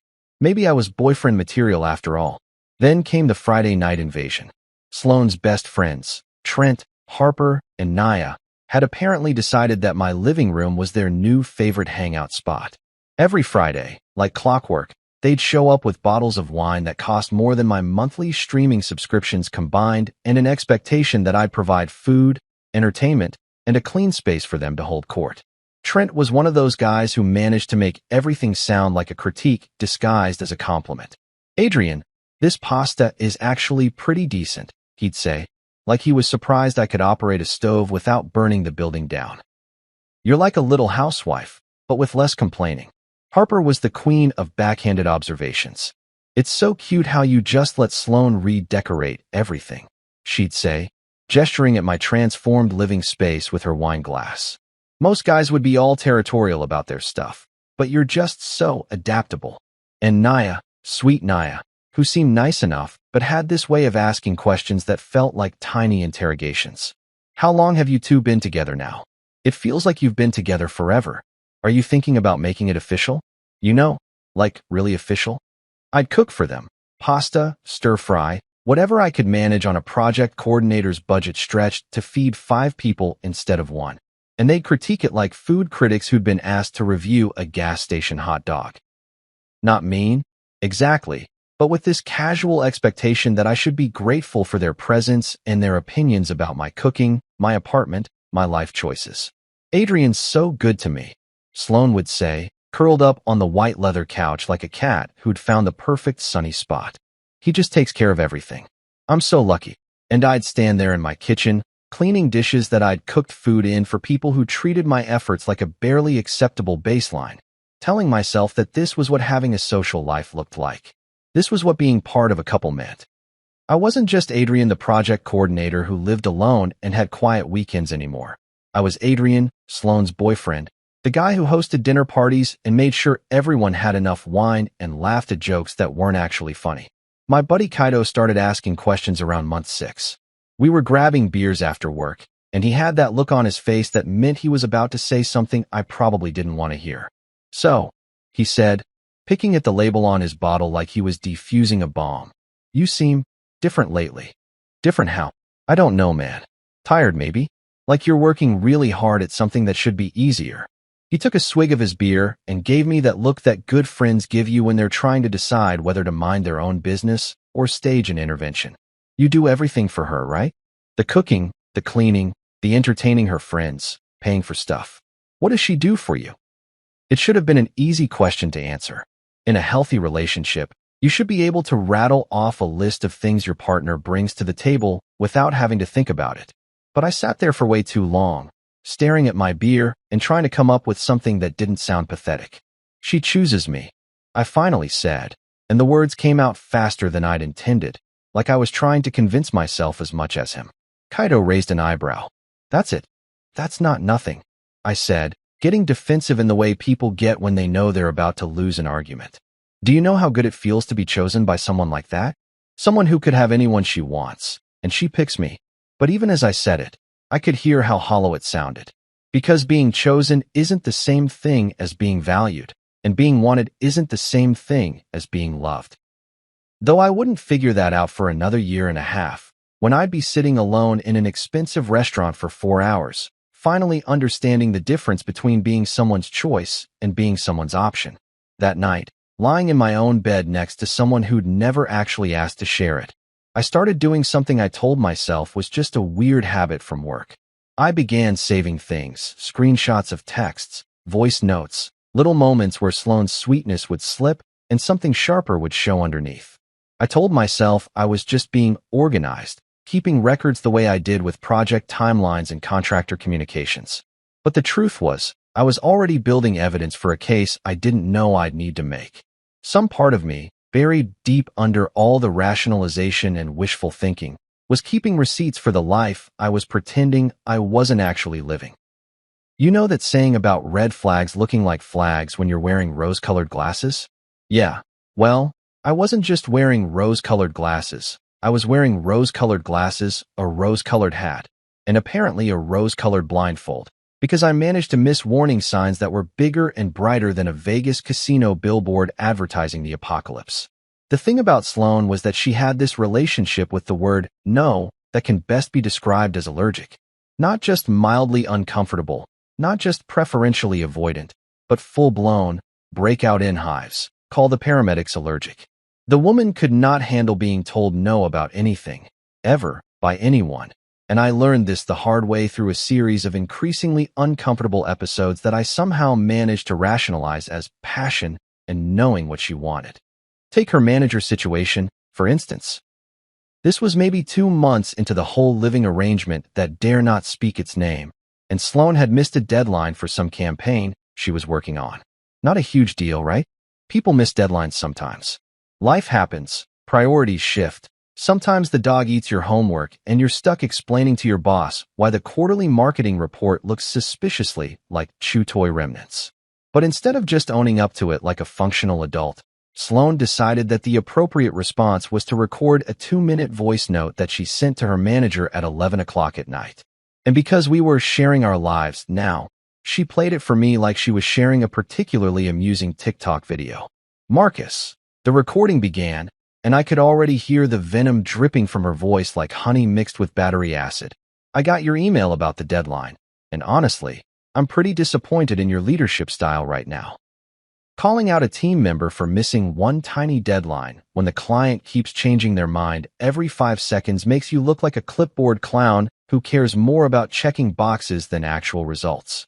A clipboard clown. She called her manager, her boss, the person who signs off on her paychecks and performance reviews, a clipboard clown. I'm sitting there on the white leather couch that had replaced my perfectly good furniture, watching her pace around my living room like a caged tiger, and she's looking at me like she expects me to applaud this masterpiece of professional communication. Can you believe he had the audacity to question my time management? She said, flopping down next to me with the dramatic flair of someone who just survived a great injustice. I've been busting my ass on this campaign, and he's worried about some arbitrary deadline that doesn't even matter because the client is going to change their mind again anyway. I should have said something. I should have pointed out that calling your boss a clipboard clown might not be the best career strategy. I should have suggested that maybe, just maybe, when you miss a deadline, the appropriate response is, sorry, my bad, won't happen again, rather than launching into a character assassination disguised as feedback. Instead, I said something like, that does sound frustrating, because I was still operating under the delusion that being supportive meant agreeing with everything she said, even when what she said was completely insane. She saved the voice note to her phone, and somehow, without really thinking about it, I found myself saving a screenshot of our text conversation where she'd sent it to me first. Just habit, I told myself. The same way I saved important project communications at work. Totally normal. Nothing weird about keeping records of your girlfriend's professional meltdowns. But the manager thing was just the appetizer in the all-you-can-eat buffet of Sloan's inability to handle being told no. The main course came a few weeks later when her mother had the absolute audacity to refuse to co-sign a lease for some boutique space that Sloan wanted to rent. Now, I should probably mention that Sloan had been talking about opening her own marketing boutique since about week 2 of her temporary stay at my place. It was going to be this amazing creative space where she'd help local businesses find their authentic voice and tell their story in a way that resonates with their target demographic. Noble goals, right? Except that her business plan seemed to consist entirely of rent expensive space in the trendy part of town and figure out the rest later. Her mother, Mrs. Lawson, who seemed like a perfectly reasonable human being from the brief phone conversations I'd overheard, apparently had the nerve to suggest that maybe Sloan should wait until she had more experience, or perhaps start smaller, or possibly have an actual business plan before committing to a lease that cost more per month than most people's mortgage payments. Sloan's response to this maternal wisdom was to record another voice note, this one clocking in at nearly 3 minutes of pure, concentrated fury. She didn't send it to her mother directly. Oh no, that would have been too honest. Instead, she sent it to me, like I was her personal emotional dumping ground, with the message, "Can you believe this? I cannot believe how small-minded my mother is being right now." The recording began, and I could hear her pacing around the apartment, her voice getting higher and more strained with each word. She acts like she's being financially responsible, but really she's just scared of success. She's scared that I might actually make something of myself instead of settling for some boring suburban life like she did. It went on like that for 3 full minutes. Her mother was small-minded. Her mother was holding her back. Her mother didn't understand entrepreneurship. Her mother was projecting her own failures onto her daughter's dreams. By the end of it, you would have thought Mrs. Lawson had personally set fire to Sloane's hopes and dreams instead of simply declining to co-sign a lease for a business that existed only in theory. "It's just venting," Sloane said when she saw my expression. "Everyone needs to blow off steam sometimes. I don't actually mean it. But here's the thing about words. They don't become meaningless just because you label them as venting afterward." And the way she said those things about her mother, the specific cruelty of calling someone who raised you small-minded because they won't bankroll your poorly thought-out business fantasies, that doesn't just evaporate because you claim you didn't mean it. I saved that voice note too, and the screenshot of her sending it to me, and the follow-up texts where she continued to rant about her mother's lack of vision and fear-based thinking. I told myself I was just keeping track of things the way I did at work, maintaining records for future reference. But really, I was starting to build a collection of evidence for something I couldn't quite name yet. Meanwhile, I was becoming the world's most dedicated fixer. Not in the cool, Harvey Keitel and Pulp Fiction way, but in the pathetic, enabling way that slowly erodes your sense of self until you're not sure where your problems end and someone else's problems begin.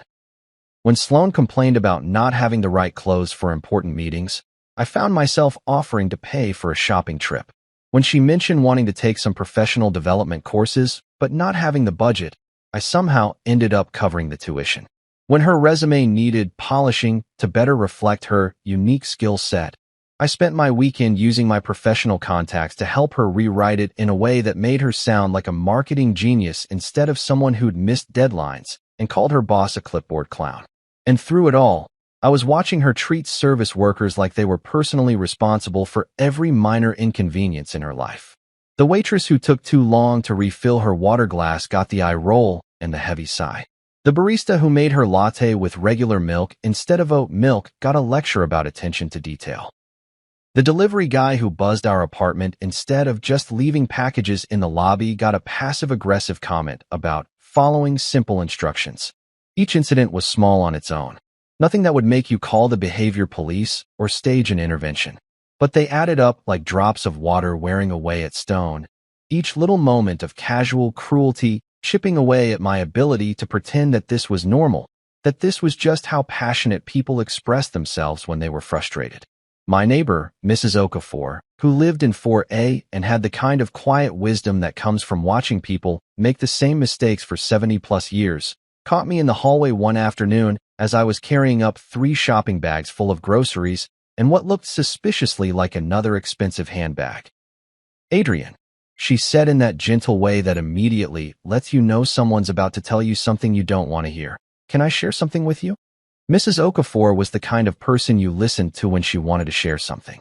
She'd raised 6 kids, been married for 47 years before her husband passed, and had the kind of perspective that only comes from surviving enough life to see the patterns that repeat themselves across generations.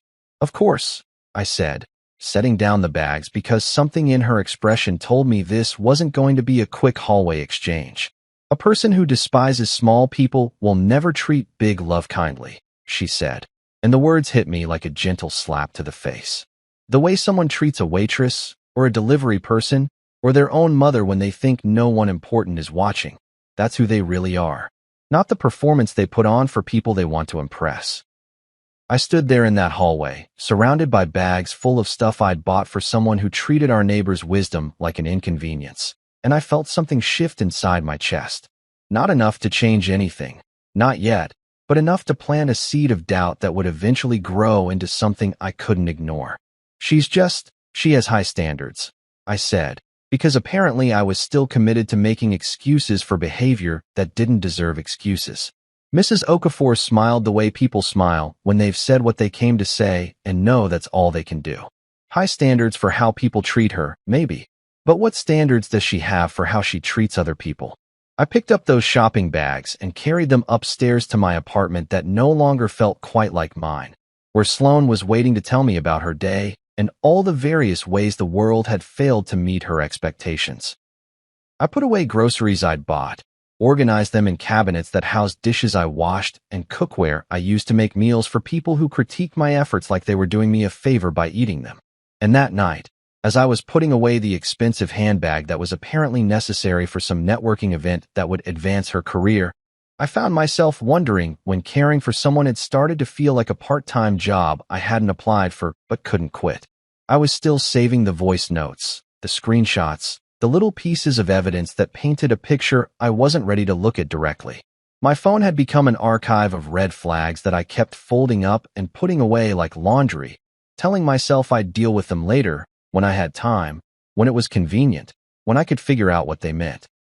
But deep down, in the part of my brain that was still functioning independently of my heart's misguided optimism, I was starting to understand that I wasn't collecting these things randomly. I was building a case. Here's the thing about being someone's financial savior. It feels really good right up until the moment you realize you're not their hero. You're just their ATM with feelings and a credit score they can exploit. It was a Thursday evening in October when everything went sideways, and I should have known something was up because Sloan had been unusually quiet all day. Not the comfortable kind of quiet that couples develop when they're secure enough to exist in the same space without constant conversation, but the loaded kind of quiet that feels like a gun that hasn't been fired yet. She'd been checking her phone obsessively, typing messages and then deleting them, pacing around the apartment like she was rehearsing for a performance I wasn't supposed to know about yet. Then her dad called. Mr. Lawson was one of those genuinely decent guys who made you understand where Sloan had gotten her charm, even if she'd weaponized hers in ways that would have horrified him. He was a retired postal worker, the kind of man who still believed in handshakes and thank you notes, and showing up 15 minutes early to everything. When he called, his voice was shaking in that particular way that means a grown man is about to cry and trying really hard not to let it happen. "Sloan, sweetheart," he said, and I could hear him through the phone because she'd put him on speaker like she always did, turning private family conversations into public performances.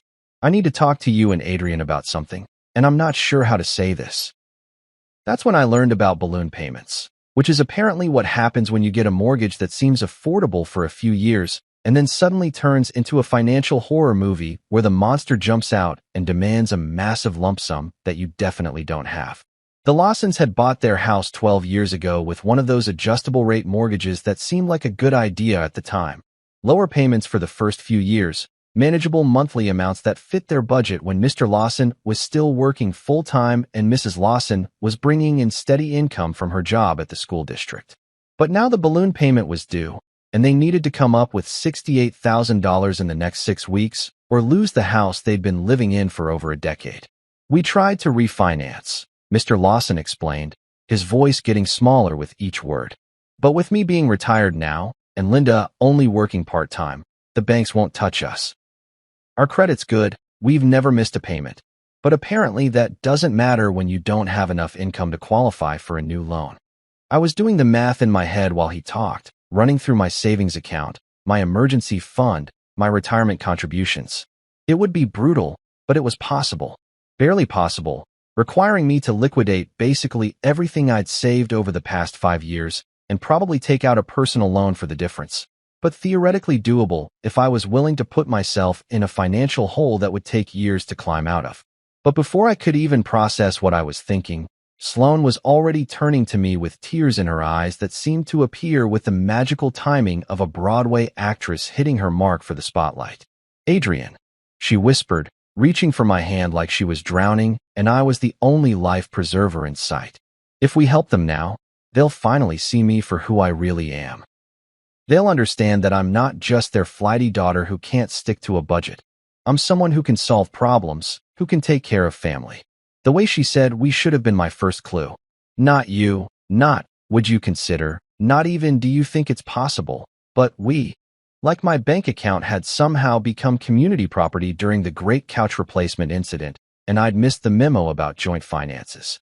"We can do this," she continued, squeezing my hand with just the right amount of pressure to convey both desperation and confidence. "I know it's a lot of money, but it's family. It's the right thing to do. And imagine how good it will feel to know we saved their home." There it was again. Like she was going to be writing half the check. I looked at Mr. Lawson's face on the phone screen, saw the shame and fear and desperate hope all mixed together, and I made the kind of decision that feels noble and selfless right up until you realize you've been played like a cheap guitar at a pawn shop. "Let me run the numbers," I said, and I spent the next 2 hours figuring out exactly how to destroy my financial stability in service of someone else's family emergency. The math was ugly. I'd have to drain my savings account completely, cash out most of my 401k, and take the early withdrawal penalty, and get a personal loan for about 15 grand to cover the rest.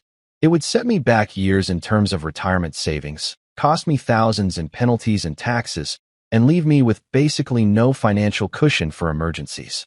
But it was doable. "I can make it work," I told them, and Mr. Lawson started crying actual tears of relief, while Sloan kissed me like I'd just offered to move mountains with my bare hands. The paperwork took 3 weeks. 3 weeks of coordinating with banks and loan officers and financial advisors who all looked at me like I'd lost my mind when I explained what I was doing. 3 weeks of Sloan telling everyone who would listen about how her amazing boyfriend was saving her parents' house, how I was stepping up to be the kind of man who took care of family, how lucky she was to have found someone with such a generous heart. When the check finally cleared and the Lawsons officially owned their house free and clear, Mrs. Lawson hugged me so tight I thought she might crack one of my ribs. "You gave us years of breathing," she whispered in my ear, and for a moment, it felt like maybe I'd done something genuinely good with my life. Mr. Lawson shook my hand with both of his, looking at me like I'd personally delivered him from financial ruin, which I guess I had. "I don't know how we'll ever repay you for this," he said, and I could see that he meant it, that he was already trying to figure out ways to show his gratitude that would somehow match the magnitude of what I'd done. "You don't need to repay me," I said, because at that moment, seeing their relief and joy, it felt like the truth. "We're family now." But here's where the story takes a left turn into the kind of territory that makes you question everything you thought you knew about the person sharing your bed. The very next day, literally 24 hours after I'd signed over the better part of my financial future to save her parents' house, Sloan was having drinks with Trent, Harper, and Naya at some trendy rooftop bar that charged $18 for cocktails that came in mason jars. And because she'd started including me in the group text thread where they planned their outings, I got to read in real time as she described my mortgage heroics to her friends. "Adrian finally did the bare minimum for family," she wrote, and I had to read that sentence 3 times before it sank in. The bare minimum. $68,000, and the complete destruction of my financial security was the bare minimum. "Honestly, it took him long enough to step up," she continued. "I was starting to think he wasn't serious about us, but I guess better late than never." Trent's response was a series of laughing crying emojis followed by, "Maybe next time he'll spring for a second house, so they can have a vacation home too." Harper added, "At least now you know he's not completely selfish." Progress. And Naya, sweet oblivious Naya, chimed in with, "That's so romantic.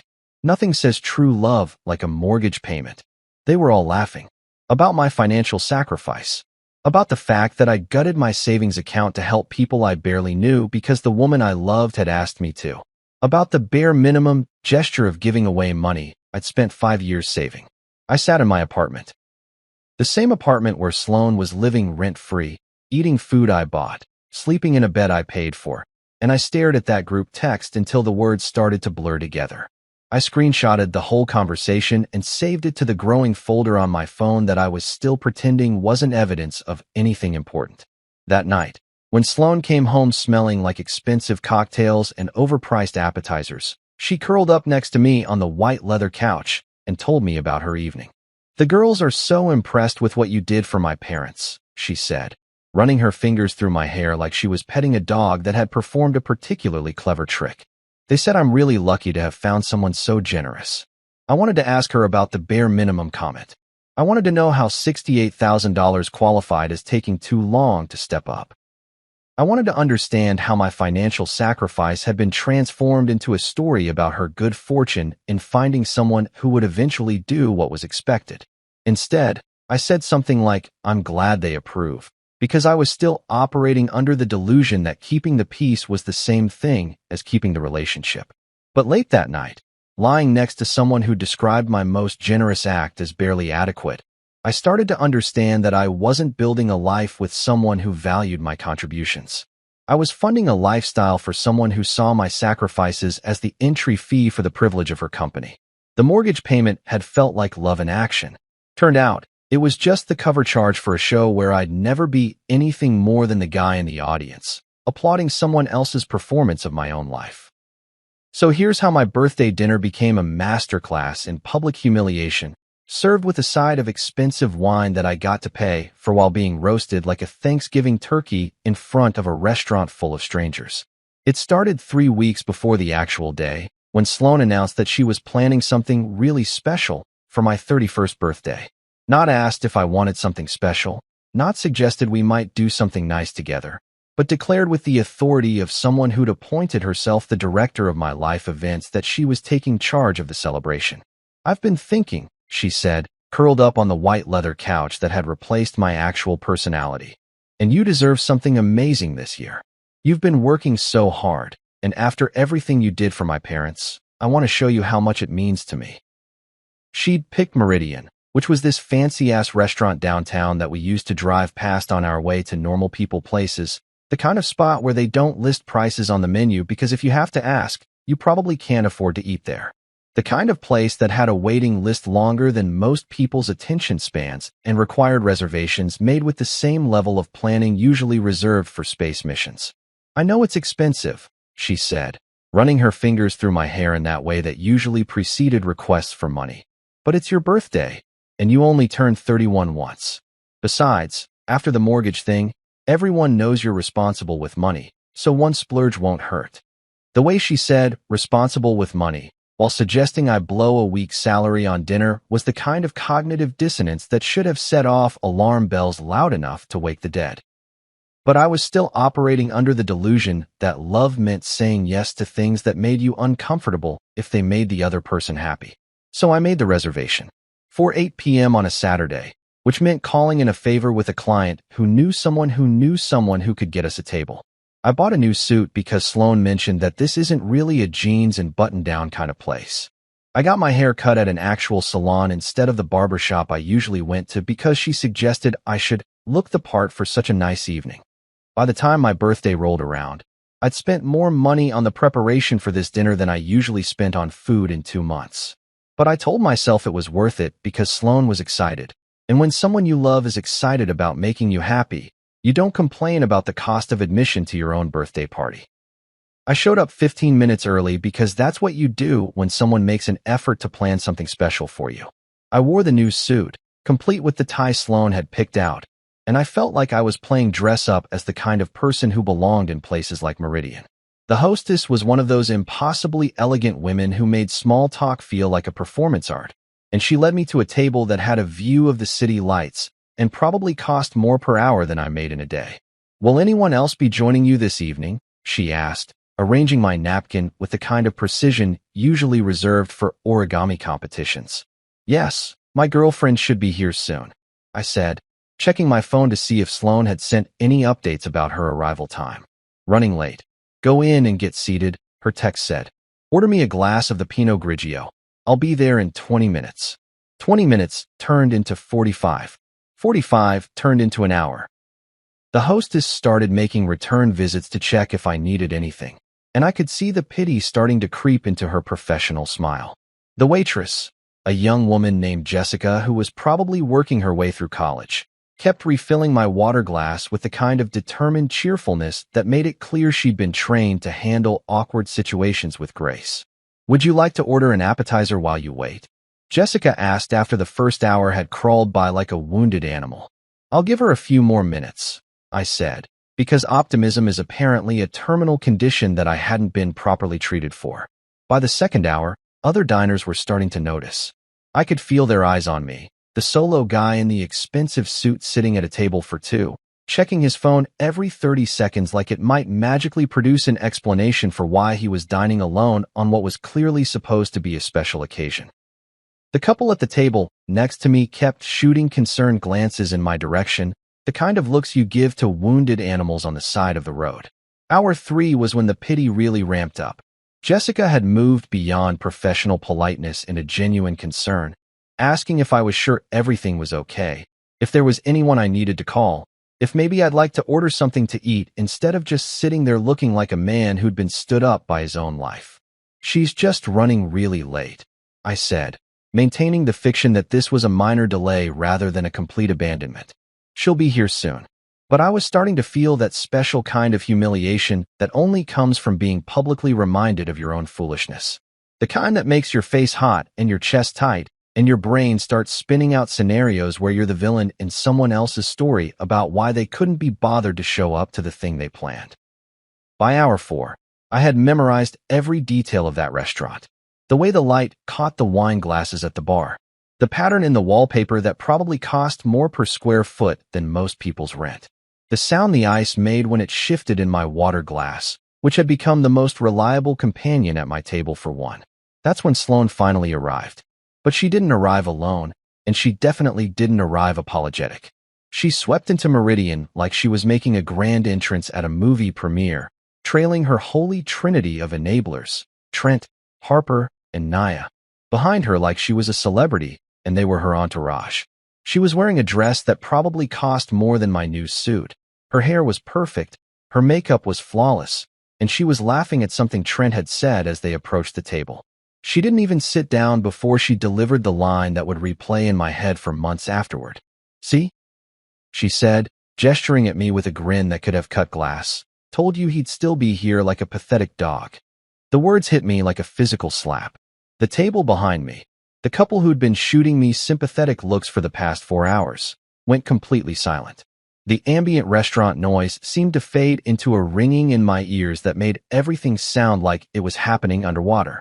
Trent burst out laughing, that braying sound that people make when they're more interested in showing approval than expressing genuine amusement. "Jesus, Sloane, he really is well trained," he said, sliding into the chair across from me like he belonged there.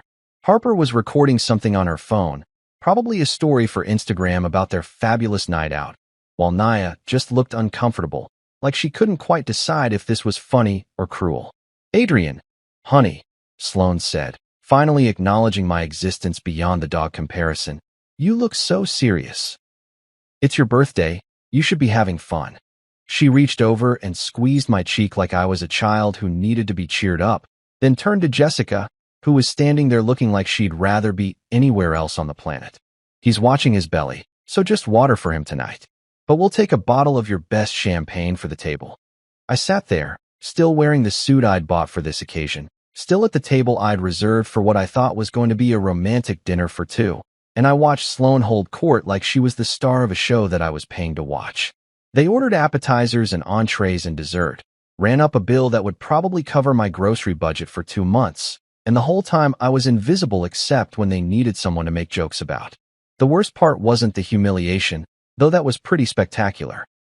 The worst part was the moment when I realized that this wasn't an accident or a misunderstanding or a plan gone wrong. This was intentional.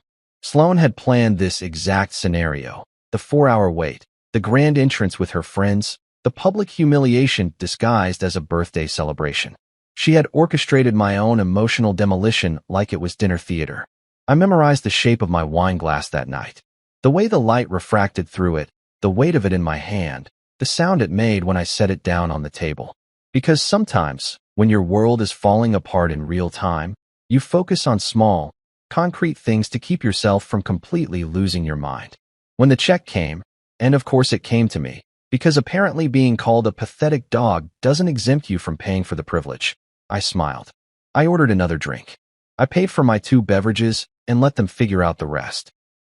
And then I walked out of that restaurant and into the kind of clarity that only comes from being publicly humiliated by someone you love. The night air tasted like freedom, even though I didn't know it yet. The bathroom at Meridian had the kind of lighting that was designed to make you look like a movie star, but somehow it just made me look like a man who'd been emotionally mugged in public. I stood there staring at my reflection. Expensive suit, perfect haircut, face that looked like it had been slapped by reality, and was still processing the sting. For hours. I'd sat in that restaurant for 4 goddamn hours like a trained seal waiting for someone to throw me a fish, and when she finally showed up, the fish was poisoned and served with a side of public humiliation that probably violated some kind of Geneva Convention about cruel and unusual punishment. But here's the thing about rock bottom. Once you hit it, the view becomes crystal clear. All the bullshit that looked like love from a distance suddenly comes into focus, and you realize you've been staring at a mirage this whole time, dying of thirst while convincing yourself you were drowning. I pulled out my phone and started scrolling through the evidence I'd been collecting without really admitting I was collecting evidence. The voice notes were all there, filed away in a folder I'd labeled Sloan stuff, like I was keeping track of grocery lists instead of documenting a slow-motion character assassination. There was the clipboard clown, recording where she'd eviscerated her manager for the crime of expecting her to meet deadlines. I played it back, listening to her voice drip with contempt for someone who was just trying to do his job, and I wondered how I'd ever convinced myself that this was just someone venting frustration, instead of revealing their true character. Then there was the 3-minute masterpiece about her mother being small-minded for refusing to co-sign a lease for a business that existed only in Sloane's imagination. I'd heard it so many times I could recite it from memory, but listening to it now, in this bathroom that cost more to design than most people make in a year, I could finally hear what I'd been ignoring. This wasn't someone having a bad day. This was someone who genuinely believed that anyone who didn't give her exactly what she wanted was either stupid, selfish, or both. And then there were the texts. Oh, the beautiful, damning texts that painted a picture so clear I couldn't believe I'd been squinting at it for over a year. The group chat where my mortgage heroics had been described as the bare minimum. The private messages where she called Trent a barnacle who drinks my shine, while laughing at his jokes to his face. The casual cruelty directed at everyone from waitresses to delivery drivers to her own parents, all saved in neat little digital files that told the story of who I'd really been sharing my life with. I thought about Mrs. Okafor's words. A person who despises small people will never treat big love kindly. Standing there in that overpriced bathroom, staring at my reflection while my girlfriend held court at a table I was paying for, surrounded by friends who thought watching me get humiliated was prime entertainment, I finally understood what she'd been trying to tell me. This wasn't about one bad night. This wasn't about a birthday dinner that went sideways or a joke that didn't land right. This was about 4 years of systematically training myself to accept less and less respect while providing more and more resources, emotional and financial, to someone who saw my generosity as weakness and my love as something she was entitled to rather than something she should cherish. The guy in the mirror looked tired. Not just physically tired from sitting in a restaurant for 4 hours being treated like furniture, but soul tired from carrying the emotional weight of someone who'd never carried anything heavier than her own purse. He looked like someone who'd forgotten what it felt like to be valued, who'd gotten so used to being the supporting character in someone else's story that he'd forgotten he was supposed to be the protagonist of his own life. I texted Zuri, "Can you be outside in 10? My sister had been waiting for this call for 4 years. She'd never said, "I told you so," never pushed too hard, never made me feel stupid for loving someone who treated me like a convenience store that happened to have feelings. But she'd been there, watching me shrink myself down to fit into someone else's idea of what I should be, probably holding her tongue through 1,000 conversations where she wanted to shake me by the shoulders and remind me of who I used to be. I straightened my tie, the expensive tie that Sloan had picked out for the birthday dinner she'd turned into performance art about my own pathetic devotion. I looked at myself one more time, really looked, and I made a decision that felt like waking up from a 4-year nap. I was done being anyone's pathetic dog. I walked back to that table where Sloan was still holding court, where Trent was still making jokes at my expense, where Harper was still documenting their fabulous night out on social media, where Naya was still looking uncomfortable but not uncomfortable enough to say anything. I smiled at them, the kind of smile that doesn't reach your eyes but covers a multitude of sins. "I need to make a quick work call," I said, because even in my moment of awakening, I was still too polite to cause a scene in public. I walked to the host's stand, where the elegant woman who'd seated me 4 hours earlier was trying very hard not to look like she'd witnessed a tragedy. I paid my tab. Just my tab, the 2 drinks I'd nursed through 4 hours of public humiliation. The rest is theirs, I told her, nodding toward the table where my soon-to-be ex-girlfriend was living her best life at my expense. Then I walked out into the night air that tasted like the first breath you take after nearly drowning, and I finally understood the difference between being someone's choice and being someone's option. I'd been an option for 4 years, and I was done auditioning for a role in a show where I'd never be anything more than comic relief. You know what they say about revenge being a dish best served cold? Well, I was about to serve up a 5-course meal that had been chilling in my phone for months, and every single bite was going to be ice-cold truth served on a silver platter of Sloane's own words. I got home around midnight to an empty apartment that suddenly felt like mine again. The white leather couch looked different somehow. Less like a monument to someone else's taste, and more like evidence of how thoroughly I'd let someone else redecorate my entire existence. But I wasn't thinking about furniture. I was thinking about that drawer in my desk where I keep everything organized, the same methodical approach to record-keeping that had made me good at my job and apparently excellent at documenting my own emotional demolition. I opened my laptop and started pulling threads, not breaking into anything, not hacking accounts or crossing any legal lines, just using what Sloane had already given me access to. The streaming accounts I'd been managing because she found all that tech stuff annoying. The cloud storage I'd set up when she complained about running out of space on her phone. The email address I'd helped her create for her boutique applications, complete with the password she'd asked me to remember because she couldn't be bothered with keeping track of another login. Funny how someone who treats you like personal tech support never stops to consider what kind of access they're handing over. The voice notes were all backed up to the cloud, organized by date like a timeline of casual cruelty. I had 4 years of evidence sitting there. Every rant about managers who expected professionalism, every character assassination of family members who wouldn't bankroll her dreams, every private conversation where she revealed what she really thought about the people she smiled at in public. I started with her manager, Marcus the clipboard clown. Found his email in her contacts, opened a new message, and attached the voice note where she'd spent 2 minutes explaining why expecting employees to meet deadlines was basically fascism. No commentary, no explanation, just her own words in her own voice, delivered directly to the person they were about. Here's what your employee really thinks about your management style, I wrote. Simple, factual, devastating. Next up was Mrs. Lawson. Sweet Mrs. Lawson, who'd hugged me so tight after I paid off their mortgage, who'd whispered, "Thank you," like I'd saved her life, who had no idea her daughter had spent 3 minutes calling her small-minded and fear-based for the crime of being financially responsible. I attached the voice note to an email and wrote, "I thought you should hear what Sloane really thinks about your decision not to co-sign her lease." But the piece de resistance was for Trent, the barnacle himself. Mr. He's well-trained, who'd spent the evening laughing at jokes about my pathetic devotion while having no clue that Sloane had described him in private as a barnacle who drinks my shine. The same Trent who showed up every Friday to eat food I cooked and critique my hospitality like he was doing me a favor by gracing my living room with his presence. "Since you seem to enjoy laughing at other people's expense," I wrote, "I thought you might appreciate hearing what Sloane says about you when you're not around." 3 emails, 3 voice notes. 3 people about to discover that the person they thought they knew had been performing a completely different character for their benefit. Then came the part that felt like surgery, careful, precise, necessary. I went through every shared account and switched it back to just me. Netflix, Hulu, Spotify, Amazon Prime. All the little conveniences that had somehow become ours when they'd always been mine. I removed her access to my credit cards, canceled the reservations I'd been funding for restaurants and events and experiences that were apparently just opportunities for her to practice her contempt. But the clothes were what really drove the point home. 4 years of designer outfits, expensive handbags, shoes that cost more than my monthly car payment.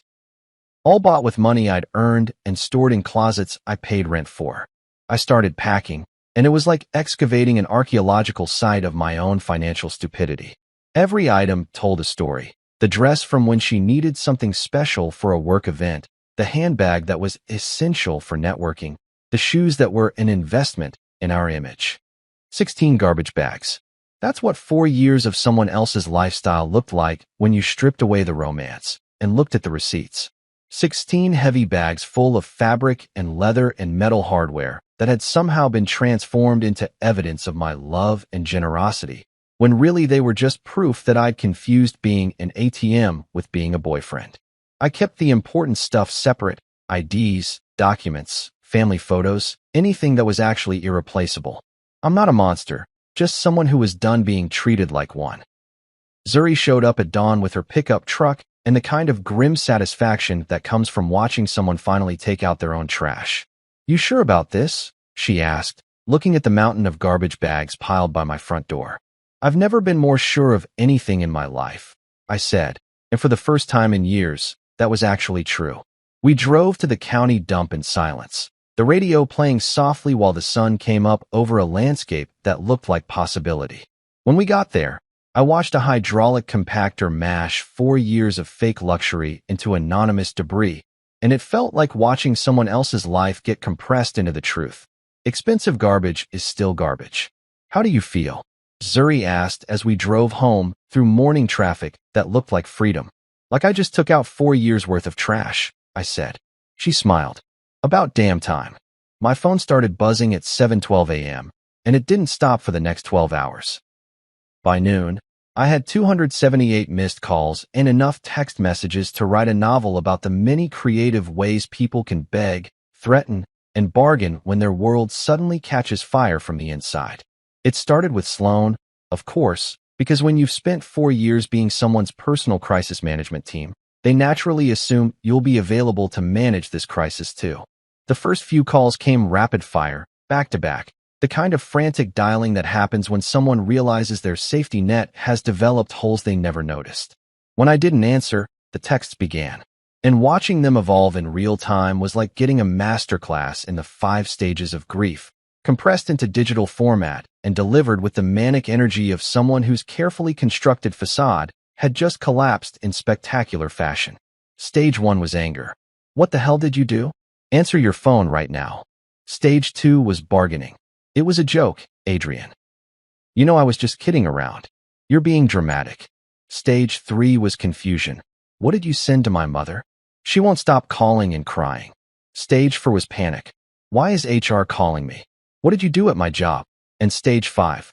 Well, stage 5 never came, because acceptance would have required Sloan to acknowledge that her own words had consequences, and we were apparently nowhere near that level of personal growth. I made tea like it was a meditation. Earl Grey with honey, steeped for exactly 4 minutes, the same way I'd made it every morning for the past 5 years before someone else's chaos had started dictating my daily routine. I opened the curtains that had been closed more often than not during the Sloan era. She'd complained that morning light was aggressive and interfered with her sleep schedule, so I'd gotten used to living in dimness that matched my emotional state. The apartment looked different in actual sunlight. Cleaner, somehow.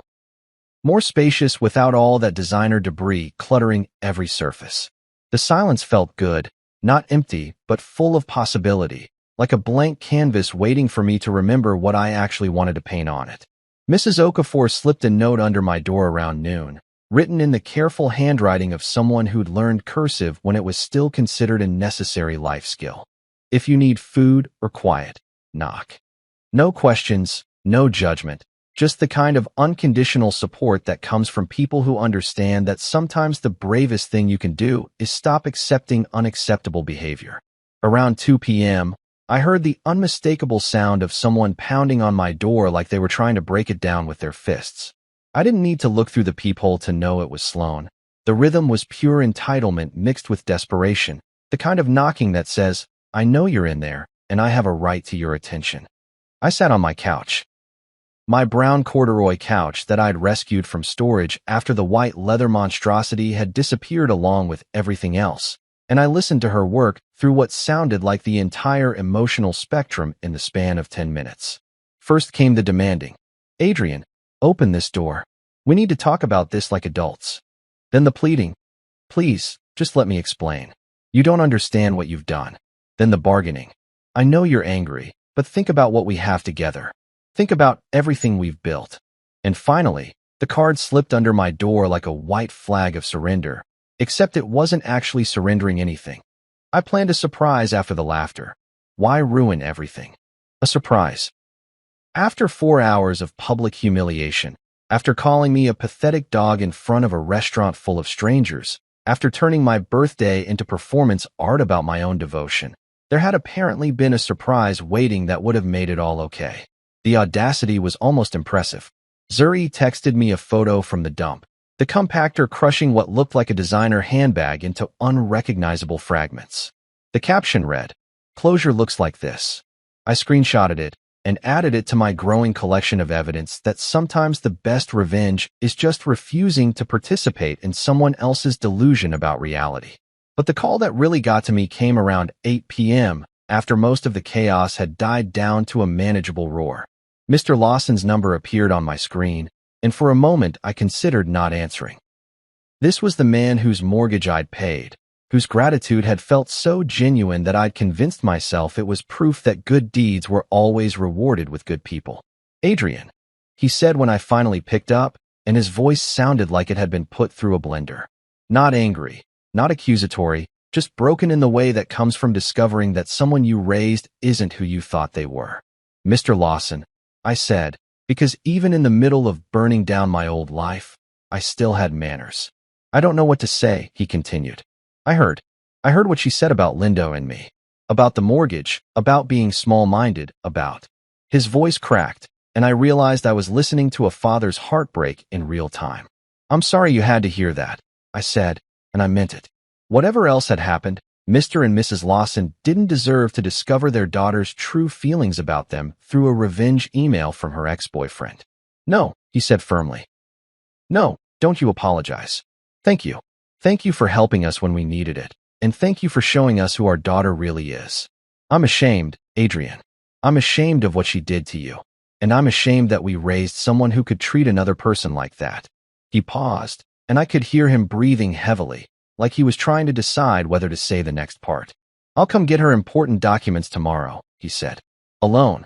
She's not welcome in my house until she learns how to treat people with basic human decency."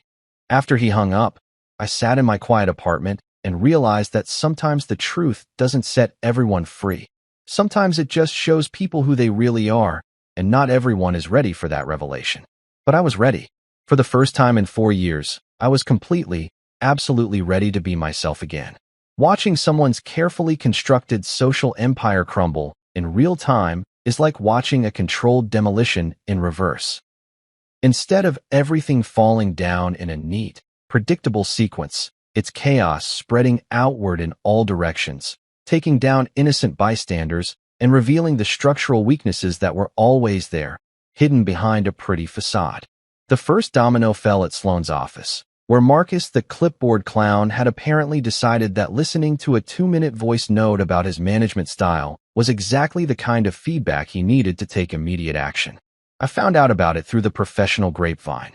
One of my clients knew someone who worked in Sloan's building, and word travels fast when someone gets called into HR for what basically amounted to a recorded confession of workplace insubordination. She got walked out. My contact told me over coffee, the way people share gossip that's too good not to spread, but too brutal to enjoy completely. Security escort and everything. Apparently, the voice note was just the cherry on top of a sundae they'd been building for months. Missed deadlines, attitude problems with clients, the whole 9 yards. The recording just gave them the excuse they needed to pull the trigger.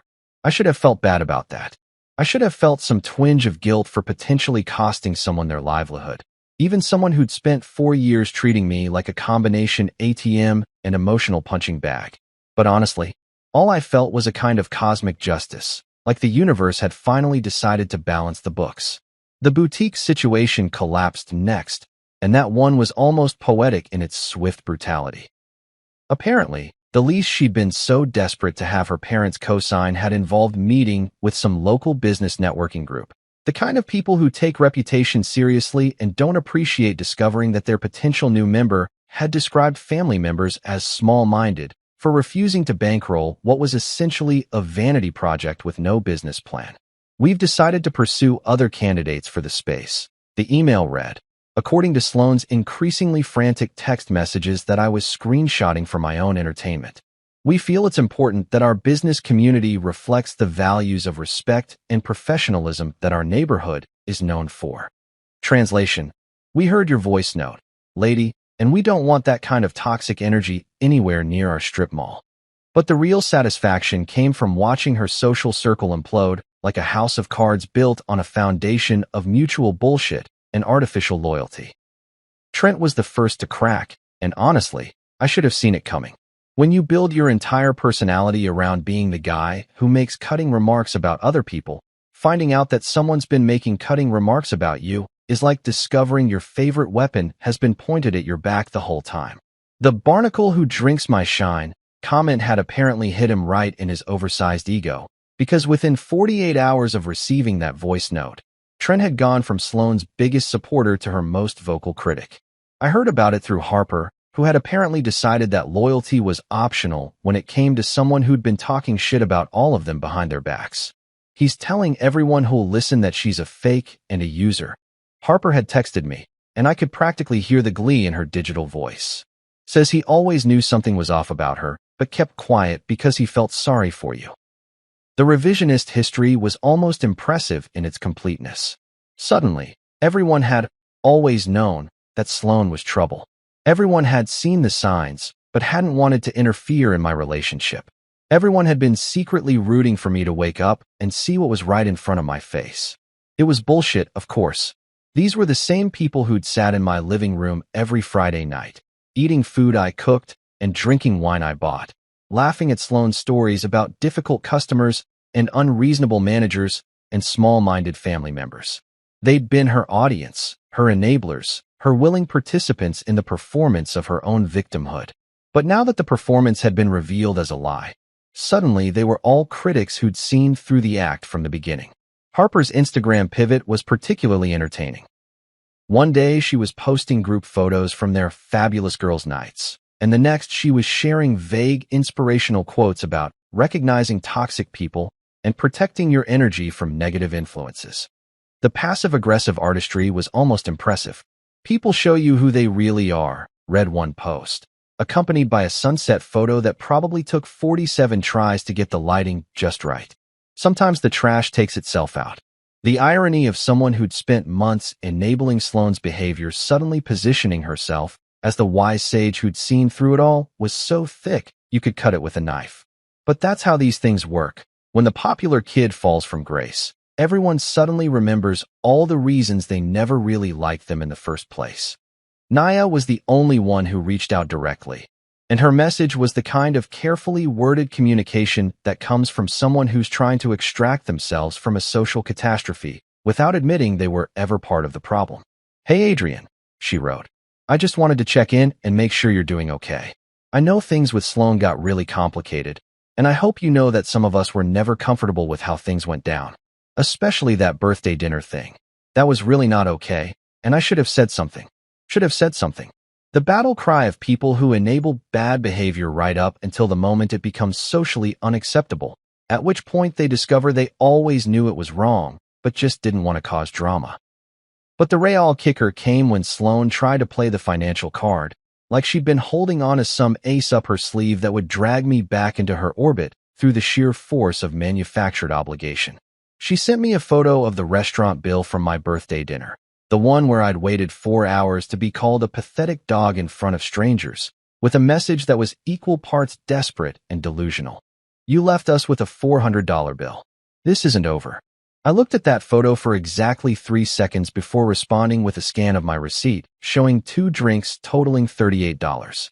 "The rest is yours," I wrote back, the same words I told the hostess that night when I'd finally grown a spine and walked out of my own humiliation.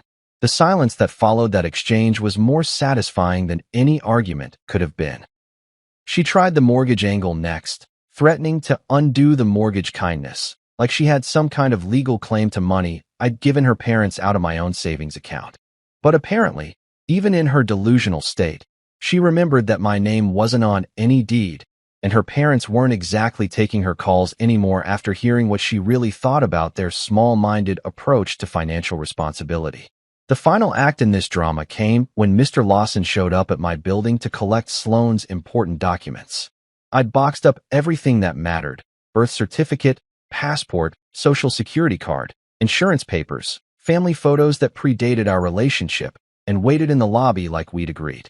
He looked like he'd aged 5 years and 5 days. His shoulders were slumped in the way that comes from carrying shame that isn't entirely yours, but feels like your responsibility anyway. When he saw me, he tried to meet my eyes, couldn't quite manage it, then forced himself to look directly at me with the kind of determined honesty that takes real courage. "I don't know how to apologize for what my daughter did to you," he said, accepting the box like it weighed 1,000 pounds. "Linda and we keep asking ourselves where we went wrong, what we could have done different." "You didn't do anything wrong," I told him, and I meant it. Sometimes people just turn out to be who they are, regardless of how they were raised. He nodded slowly, like he was trying to convince himself that was true. "She's our daughter, and we love her, but love doesn't mean we have to pretend her behavior is acceptable. She's not welcome in our house until she learns to treat people with basic human decency." After he left, I realized I was witnessing something I'd never seen before: real consequences for someone who'd spent years avoiding them.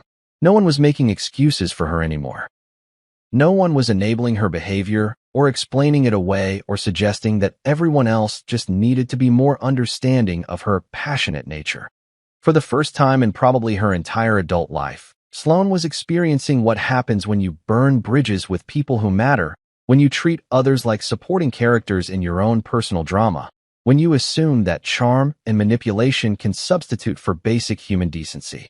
And I was finally free to be the protagonist of my own story again. 6 months later, I changed the locks. Not because I was still afraid she'd come back. Honestly, after the complete social and professional implosion she'd experienced, I figured she had bigger problems than trying to reclaim her place on my couch. But because changing locks felt like the final punctuation mark on a sentence I'd been writing for way too long. The white leather couch went the same week. I sold it online for about half what Sloane had paid for it, and the college kid who picked it up was so excited about getting real grown-up furniture that I almost felt bad taking his money. Almost.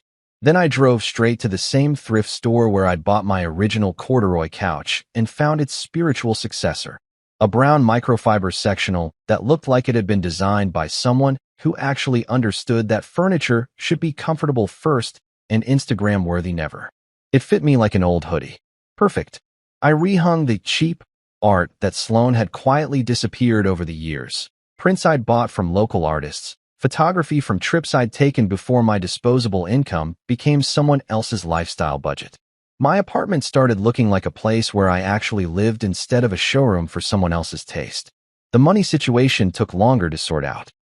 Rebuilding savings when you've nuked them for someone else's family emergency is like trying to fill a bathtub with a teaspoon. But I opened a new account and started funneling what used to be us money into me money. Turns out, when you're not bankrolling someone else's designer handbag collection, you can save a surprising amount of cash. Kaido dragged me back into the land of the living with Saturday morning five-side football.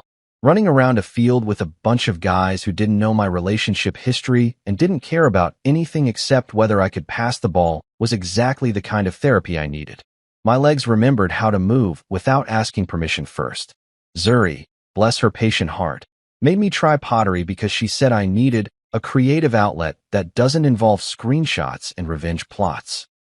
I made a bowl so crooked it looked like modern art having an identity crisis, but it sits on my kitchen table now, like a small monument to the fact that some imperfect things are worth keeping anyway. I sleep 8 hours straight now. I cook meals for one person and eat them while they're still hot. I don't wait in restaurants anymore. If someone's running late, I order an appetizer and start without them, because my time has value and my hunger doesn't need an audience. When my birthday came around again, I made a reservation for one at a nice place downtown. Not Meridian. I'm not a masochist, but somewhere with good food and reasonable prices and waitstaff who don't look at solo diners like they're exhibits in a museum of human sadness. I ordered the steak, ate it before the candles burned down, and left a good tip. My phone still buzzes sometimes with numbers I don't recognize. I let it ring. I've learned that silence is a complete sentence, and I don't owe explanations to people who never asked for them when it mattered. If anyone asked for the short version now, I tell them this. My ex made me wait 4 hours at an expensive restaurant for my birthday, showed up with an audience, called me a pathetic dog, and expected me to pay for the privilege.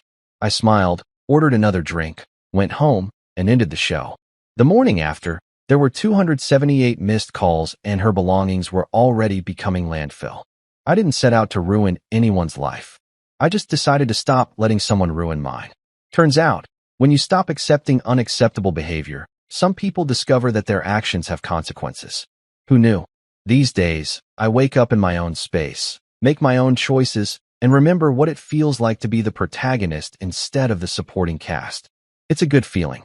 I'd forgotten how good it could be.